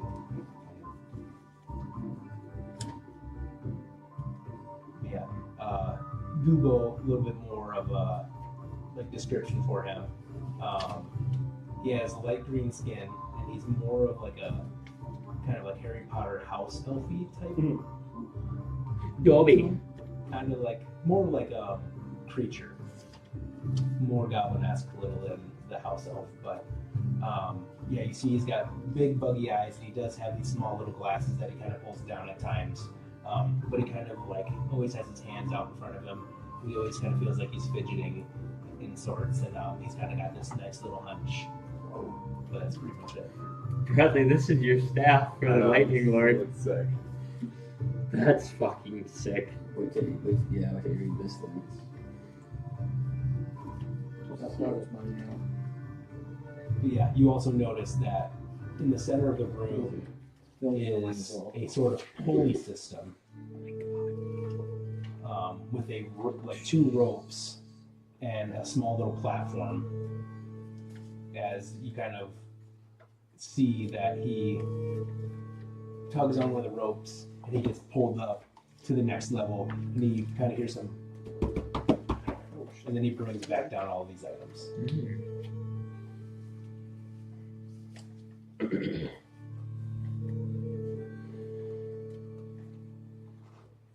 Road generator. If there's anything that piques your interest, we can barter, like I said.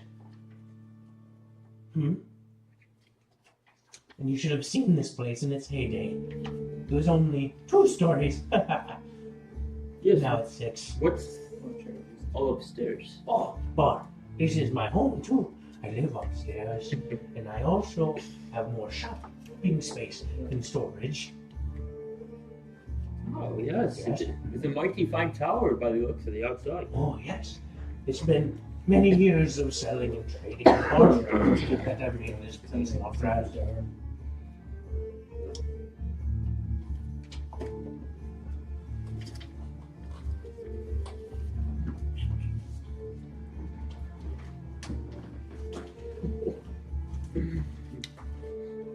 That thing's sweet too. Oh, sorry.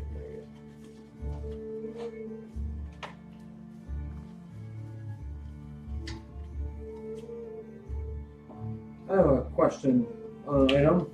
Yes, Master Druid. Yes. I was wondering how much this ring goes for typically. Well, The one with celestial reception. are we looking to barter? Are you looking for a normal price? Well, maybe both. I have this ring I've been wanting to barter with. I mean, this ring I have is very powerful. Well, our normal price for this said ring of the solar signet is 3,500 gold. What about to barter with this ring of mine? Out of level 1 spell slots, you cast Minor too. Yeah. That's a good one. Oh, and sweet. Well,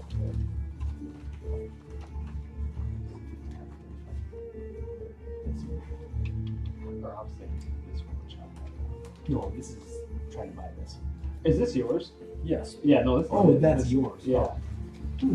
Well, with this nice ring, I could probably drop this one down to 1,500. Yes. How much does that staff go for? The lightning Oh, yes. I see the aesthetic, Yes. Master Sorcerer. Well, Do you have that max the staff? Oh no. Those are the two. let me think. I'm looking at all these items. I'm laying this back just for now. Okay. Yep.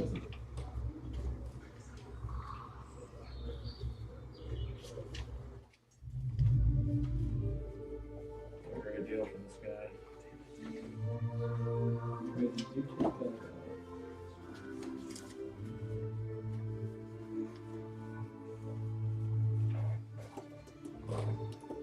Well, this is one of my most prized items. I was afraid you'd say that. This is 28,000. Ooh. Check out this item for me. But it would look nice in your wares. Good. Check this out for me. Mm. No trading value. Claws, regalia. Yes, I remember when I was given this one. I have a couple of questions on 2 of the items that I've piqued my interest. Yes. On the Because this is more of a garment, it is more expensive than a ring. So, 6,000 gold.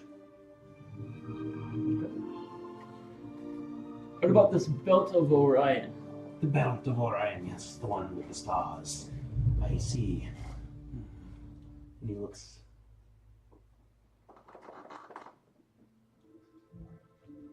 Yes, just like the robe, very close, but since this is formed from the star metal of the gods, 6,500 gold.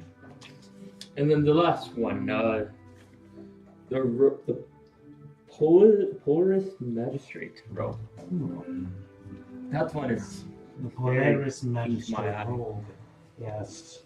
Again, cloth tends to be a little more expensive, but where's the ring that you wanted? Wasn't there a ring that you Yeah.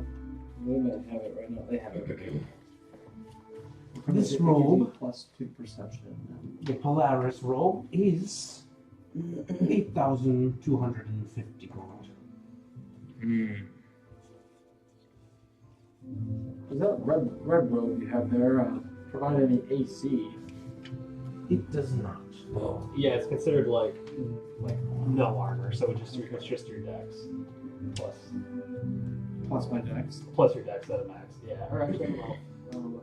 Would you have any interest in a trade, perhaps? Oh, I'm always willing to trade. These garments I have on are very rare, and they suit me decently well. But I believe that your garments would fit me better. Yes. Here, I can tell you what it does. It kind of gives you the ability of what monks can do. The power of, I believe, ki is what they call it. Can I see your Oh, yeah, easy. I just need this. I don't know if I would be doing an even trade or trading in for both of them, plus gold, anything. I see. Well, My AC just do like 10. while your robes that you are wearing are mighty fine, but they are very niche. Although they are very, very nice, very rare, yes. And mine, as well as the Polaris Magistrate, has very many benefits. But I will see here. If we do a trade, 1 for 1, I can knock the price down from 8,250 to 1,250. So 7 or 8,000, no, 7,000 off. Right? Yes. And you said this is 6,000, correct? That one was 65. 65. I also have this very neat hat. Let me show you what it does. Is it harmful? I'm gonna look at.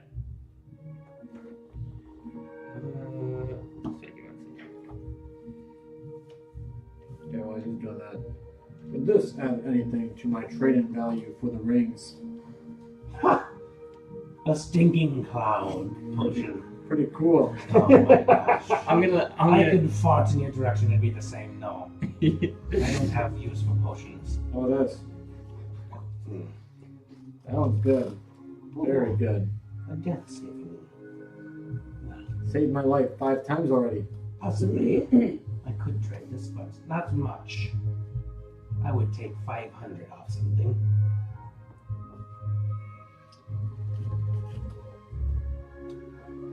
Hey, Torin, Yes. you look like you just came out of that tree. Shit you out with that shit armor you have. It looks like bark. I know. That thing does nothing for you, and you look like a moron. Actually, And then I will use gift to Gab, but I only will target him. So he forgets everything that I say, but everyone else would hear it. And then I'll look back at what's his name? Gubo. See what I did there? Yes, you snapped your fingers all polite like. Torin, yes. what did I just say to you? I don't remember.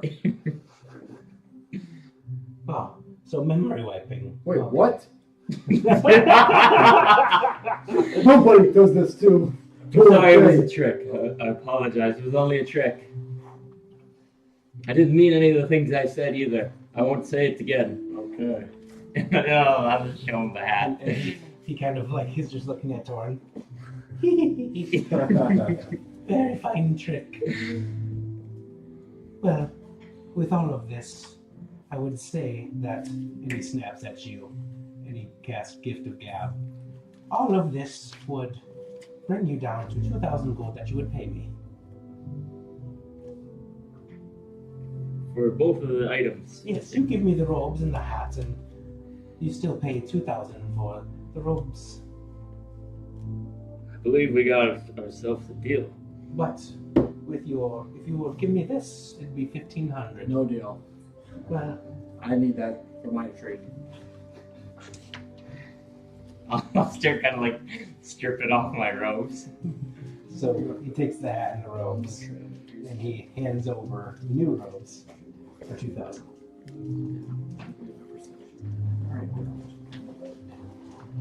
And then he kind of.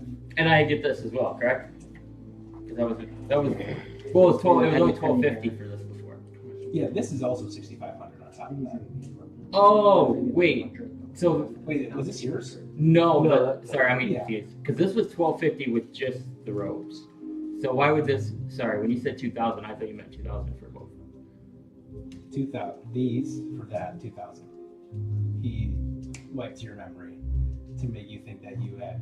He said 1,250, but then he played the trick back on. Oh, sorry, I He wiped- totally misunderstood he you. cast a spell on you. Sorry, you said gift of gab, so I thought you were just talking about before. I said it as gift of gab, but he actually cast a spell. Got you. And then he said for 2,000. For and then both you- of them. For giving both of these for that.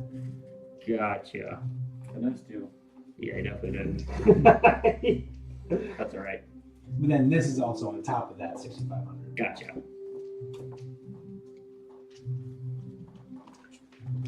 I don't believe I have the coin to afford that right now. Gets +2 intelligence though with that. Elkor's OP. I'll make you a deal. I will give you this ring and this belt. For your ring, 800 gold, especially because my friend here is making you a deal. It's a steal. 2 items, 1 ring. What do you say? Well, a mighty fine bartering chip. Yes, I believe that math is correct. You will pay me 800, and we will make the trade, the 2 items for 1. Your ring and Fine. belt for my ring. Poor now. Well, It's always a shopping spree at New Islands. That's one of my intelligence up to 22. Yeah.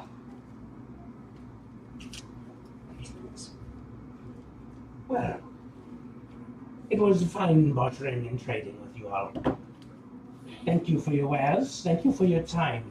If you ever make it to Vastamar, you pay my brother a visit. His name is Cup. What's yours again? My name is Google. Our original shop hails from there. But he is a bit more wily than I am. Pesky brother. He fucked me over. But I am doing better than him now, so it doesn't matter. Yes. Well, have a good day. Thank you for coming to Major and stuff. Yes, it was a pleasure meeting you. And we may meet again.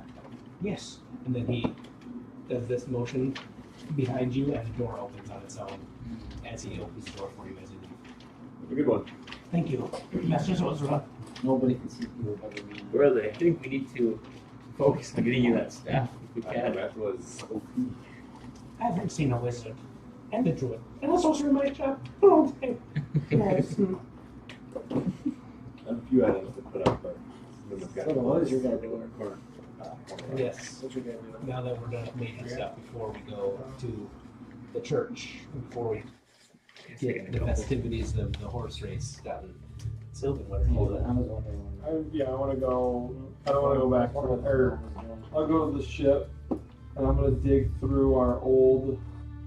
Like we have those nice jackets and stuff.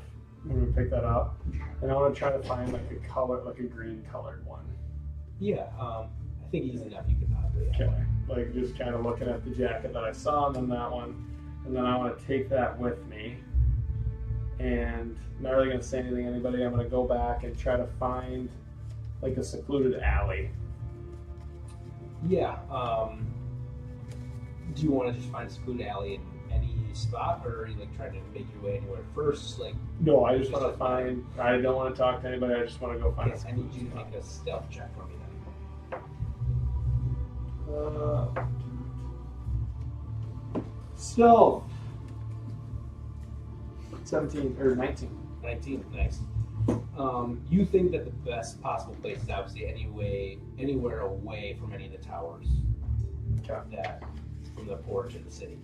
So your best guess would probably either be on the far right side of the city or left towards Meads. And there's a lot of people walking around, but there are a lot of different clusters of houses jam-packed, and you think that there's a possible area behind, tucked in between some of the houses, that you could possibly find yourself by yourself with everybody else roaming in the streets.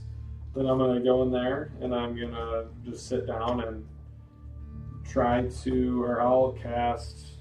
I guess I'll just sit down and I'm gonna just kind of close my eyes, think of fire burning, and then kind of reach out through my mind. Devilish, I need of your duties already. You have a job to do. Make an arcana check.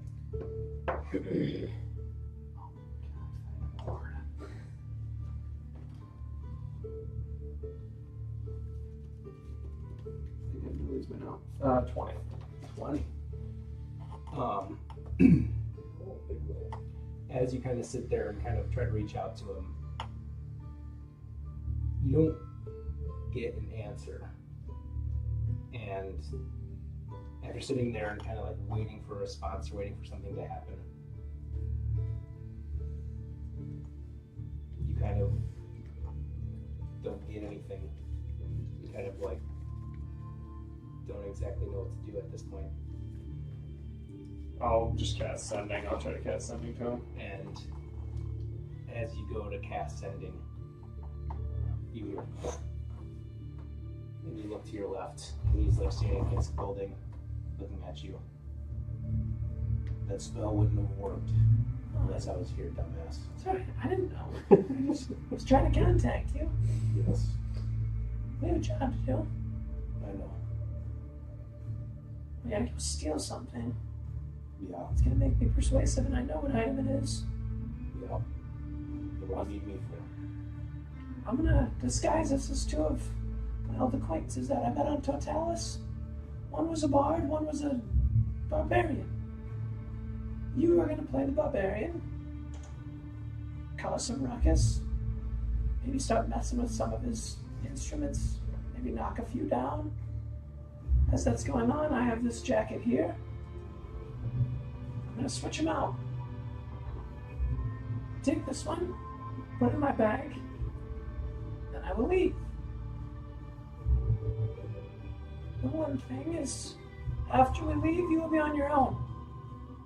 Because I will be going right back in, a few moments later, as myself, looking to try to buy the axe. To make it look like I was just coming in to shop. Now that's a deception, isn't it? Alright, see what you got. I'm gonna point. I'm gonna cast seeming on us. And then I'm gonna turn me into Benji. And I'm gonna bring out a coin. I'll just bring out a gold coin. Yep. I don't want to use mine. And then I will turn him into Thud. Alright. And I'm gonna tell him, Your name is Gringle, Arrow's Beak. You are from Totalis. I am Talus Hearts. And notion of our good friend. Alright.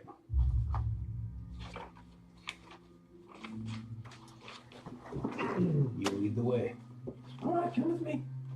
and then we will, after I cast seeming, we will head that way. To me? Go back, yep. And then once we get there, I'll walk in, and I'm gonna be flipping my coin, and just right before we go in. Let me start looking at the items before. And do I talk different now? No, seeming you talk like yourself. Unless you like actually try to talk like Alter too raspy. alter yourself. Alright, I'm going to talk like this. Alright, your name is Dallas. My name is Dallas. It's going to be difficult to talk like this. But my voice box was damaged. Can I talk like myself? To Dallas. Yeah, talk like yourself, doesn't matter. I'm not going to see you again. Then I'll go in. Yep. He follows behind. He actually waits like 10 seconds. And so yeah, you This place is wonderful. Goodness. I'm just gonna kind of flip my coin. I've heard so many stories. All the way from Totalis. and you see Mute helping another customer, and as hearing you talking and kind of mumble to yourself, he looks up and kind of squints at you and shuffles over to you quickly and kind of greets you the same as he did earlier in the day. He kind of waves at you and he kind of gives you the same motion that. Have I heard this story to be true? Is this the legendary Mute?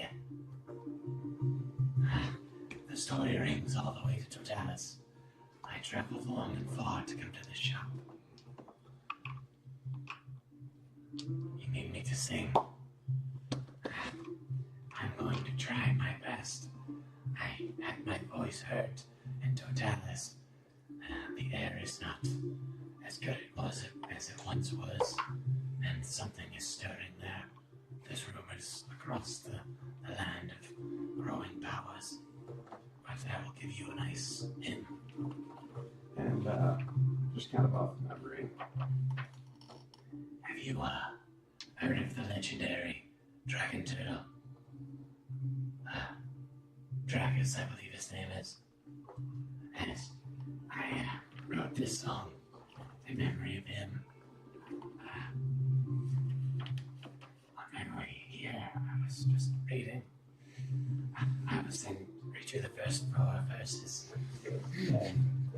And as he does that, This is good.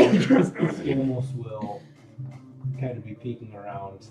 He'll like look at some of the instruments in the back of the shop, and he'll go over to one of them, and he'll just take like a ukulele off the wall, and he'll just start like just hitting it, not even really playing this. And so you see Phil over there, and right as that happens, you see you kind of snap out of the conversation we're having, and he runs over to Thug, and he starts waving at him, and tries picking it up and taking it out of his hands. And he kind of fights back. And he shuts it on like a strength check. And I'm gonna kind of run over there, kind of. What is this man causing you trouble? He's pointing as it's in both their hands right now. He goes, I have a common voice. Hey, Yeah, and so do I. Can I just play this? calm down. Calm down.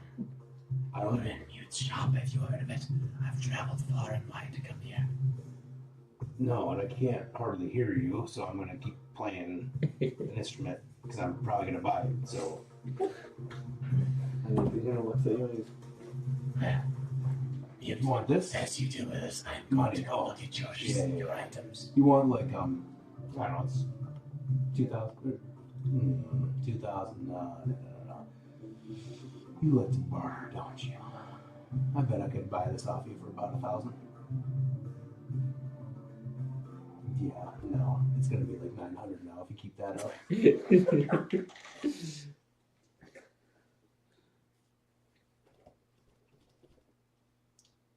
1,000. Is that because I said it first, or is it because now I say it's gonna go down? Yeah, I think we should probably go about like 800 now. Well, what if I just do this? And he takes the ukulele and he fakes like he's about to hit it against the wall, and he just and you see you kind of reaching back and right as he about hits the wall, 800. 800. Wow. Going Yes, once, I'm going pesky. twice. Salesman. you see Mute. 850. 850. You kind of look around disgust. That's a bargain. It is a nice ukulele, but And he goes, ding, ding, ding, ding, ding, ding, ding, ding, And he looks at him. Yep, 850. And he puts 850 down on the table. Snatches it up. And he's giving Thud a weird look right now. And he kind of puts it on his back and kind of straps it in. What else? What else? Alright, What can else? JDM me to sing still? Goodness. Alright, here we go. And Thud starts walking Can around. we ignore my voice? Hush, the dragons don't steam with us. All we want to do is talk to you. And if that talk turns into a plan, we will help reclaim our homeland. And if our efforts don't go to plan, we hope you'll offer us a helping hand. Oh, did you like it? Make a performance check.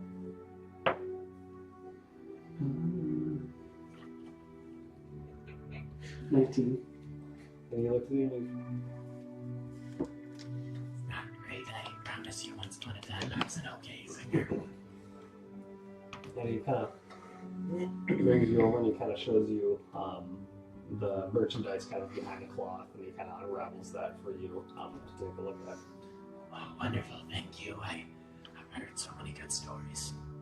I heard that there is this, I don't know if you still have it, but there are these like earphones that you put on your ears and you can listen to songs. Is that true? Yes. Well, if I can find them, I will gladly buy them, but we'll see.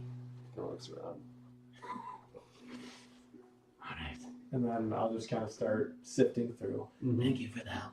And I'll just kind of look through and start examining things. And he's Yeah. still just kind of sitting by you. And so I'm going to kind of just wait to kind of, I'm not going to look at him, kind of wait for the distraction. And then, as you're kind of like looking past Mute, Scamos kind of like comes into your view, and he kind of points at the jacket, and he walks over on the opposite side of the room of it, and he takes a trumpet out, and Scamos, who looks like Thud, holds all of the keys in, and he goes, and you see Mute again kind of snap out of the interaction with you, and he looks over at Thud, and he starts running over And there. at this moment, I want to, like as I'm looking at this, like when I see him kind of leave, I'm going to pull the green jacket out, and I want to kind of look around, and then I want to slip that jacket into my like pouch. I mean, I'm assuming it's like a luge and kind of deal, but put it in there, and then I'll take out the other one, and then I'm just going to kind of examine it. Okay. Make a sleight of hand and a stealth. want me to make a like deception or anything like that? Yeah. So 16 for both. For both? Or do you need to roll twice? Yeah, roll twice for that. 16 and a 18. Okay. Because, yeah, there is a little bit of traffic in the store right now. But, you know, you're not the one bringing attention to yourself. You're kind of just shopping over at the wares, but there are people just kind of wandering and doing some wall shopping pretty much. And, you know, you're very cautious of kind of who's around you. A lot of people have their eyes on Thud, and you kind of really pretty swift and seamless. And, yeah.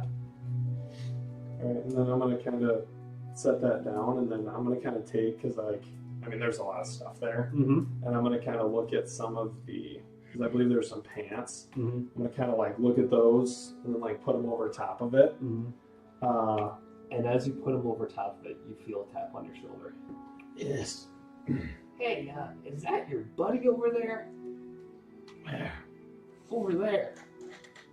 No, I don't know him. Playing the trumpet. No, that guy's a dumbass, though. Did you see him? Did you see his bargaining tactics? He's just playing every goddamn instrument in here.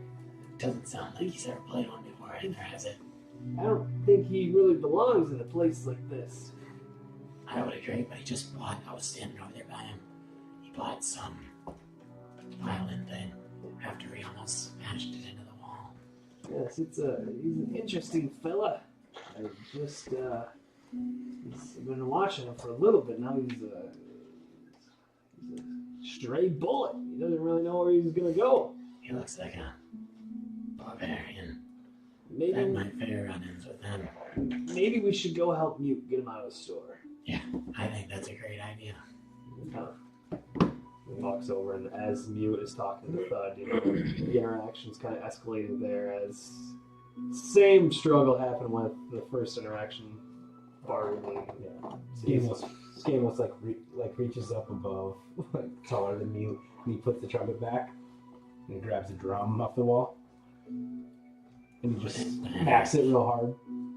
And you see Sylvan and this halfling come up. Hey, I think you need to get lost. And I can make you dead lost. The kid's like, and he looks at you. Have a drum. Play it. It's fun. And he kind of sticks it in his hand, and he looks at Mute. He just gives it over to Mute. And he kind I won't escort him out. You need to go. All right, raspy voice. Fine. I'll take my ukulele and play it all the way home. I will be back. And he walks out. And he's kind of covering his ears. Get out. And I want to kind of like, pass him along. And I'll kind of, give him a couple pushes out. Gosh, you're ruining my experience. My first time in Mute Shop. Goodness gracious. Traveled miles. Just kind of under my breath, kind of open the door, go out. Mm-hmm. And then we'll kind of walk down. We'll kind of walk off to the right. I don't know what it all looks like, but we'll go to the left. Kind of go that way. And once we get around like the first little house, I'll kind of pull him to the side. Yeah, make a perception before you do so. Okay. We got a 12. Oh my god. Yeah, you don't really seem to see anything out of the ordinary. Scamos got like A 12. And so yeah, you pull Scales kind of to the side of the building. Perception check. Well, now that you ruined my experience in this store, you better get out of here. You know what? I could kill you and eat you for breakfast. Well, you probably could. Fuck this, I'm out of here. I do appreciate. 21 for deception.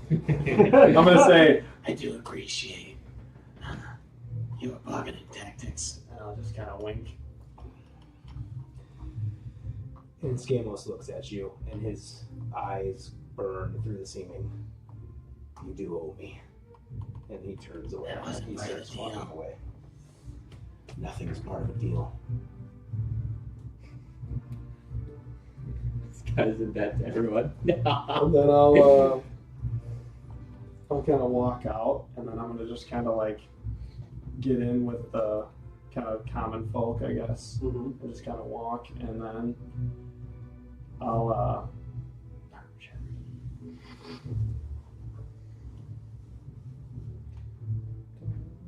then I'm gonna walk kind of back to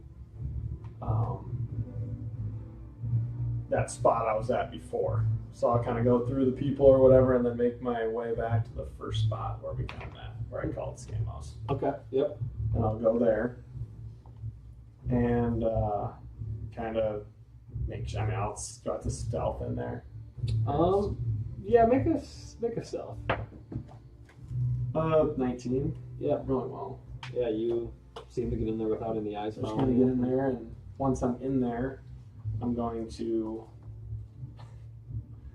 drop seeming. Did you just walk away? I just walked away. I'm gonna drop seeming.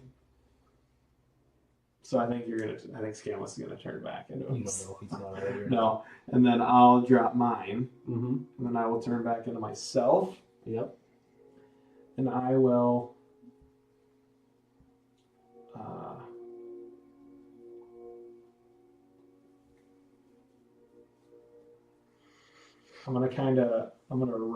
I'm actually gonna run out. Okay. So I'm gonna run out and like kind of act like I'm breathing hard, Mm-hmm. and just kind of like out in the middle. Just kind of sit there for a second, and just kind of breathe, and just kind of look around. And you feel someone kind of like shoulder check you. He winks. Good luck. Oh, nice. And it looks like just a normal like half elf.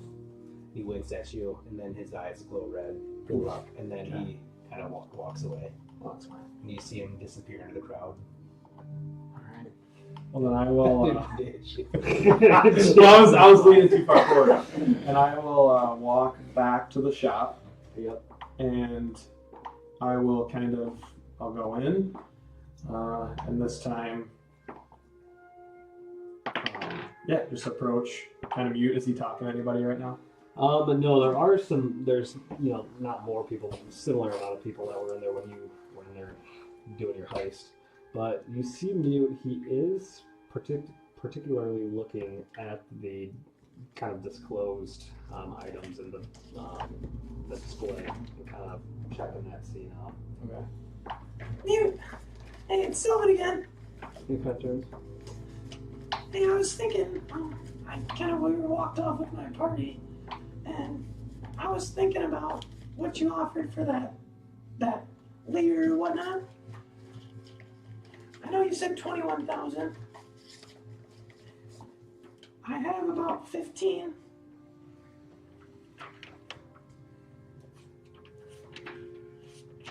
What I'm willing to work, sing some songs, whatever it might be. How can I get that price down, or is it pretty locked?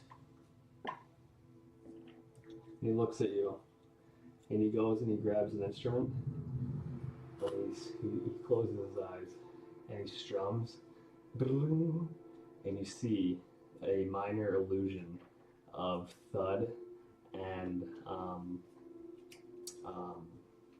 what's the little fucking Benji. Yeah. You see a little illusion of those two come up. You see him.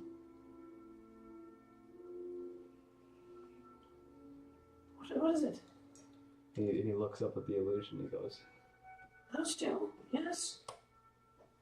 They just walked in here.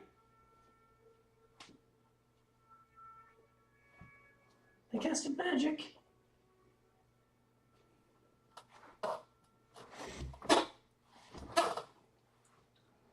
I need to capture them.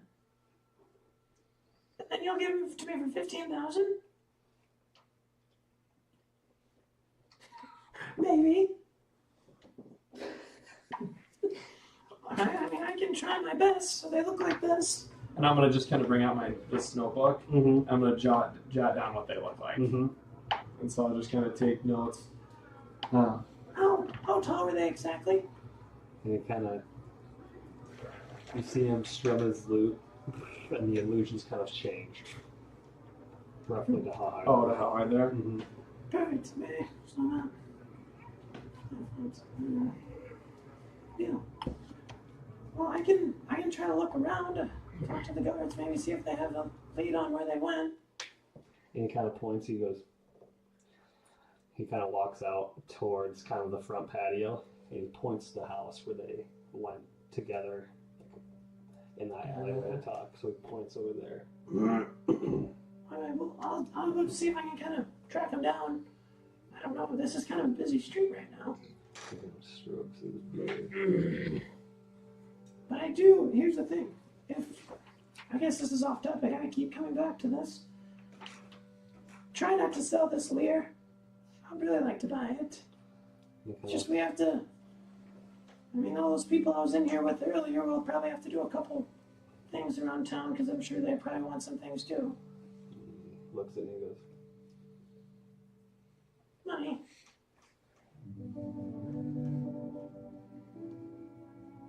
For the leader.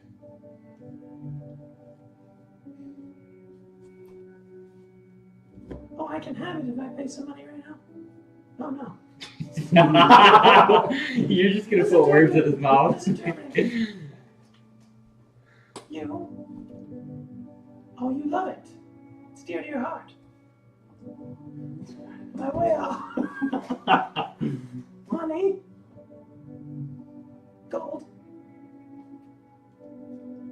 Oh, to save it for me. Can I put a little down payment down? Oh, yeah. That will be happy with me. How much? Can do. 5 gold? 5,000? 5,000? How long will you hold it for me? 10 days? I did see there's a beast out there that needs to be slain. And then looks onto the water. Does it swim around out there? Is it just aquatic or does it come on land? Underwater. Let's kill that. 20,000. Pay for this. And you see him start kind of doing motions with his hands. Oh, it flies as well. Does it fly? Oh, jeez. Interesting. Alright, well, here's 5,000 gold. So for me. So, I'm assuming I owe you 16 then? Okay.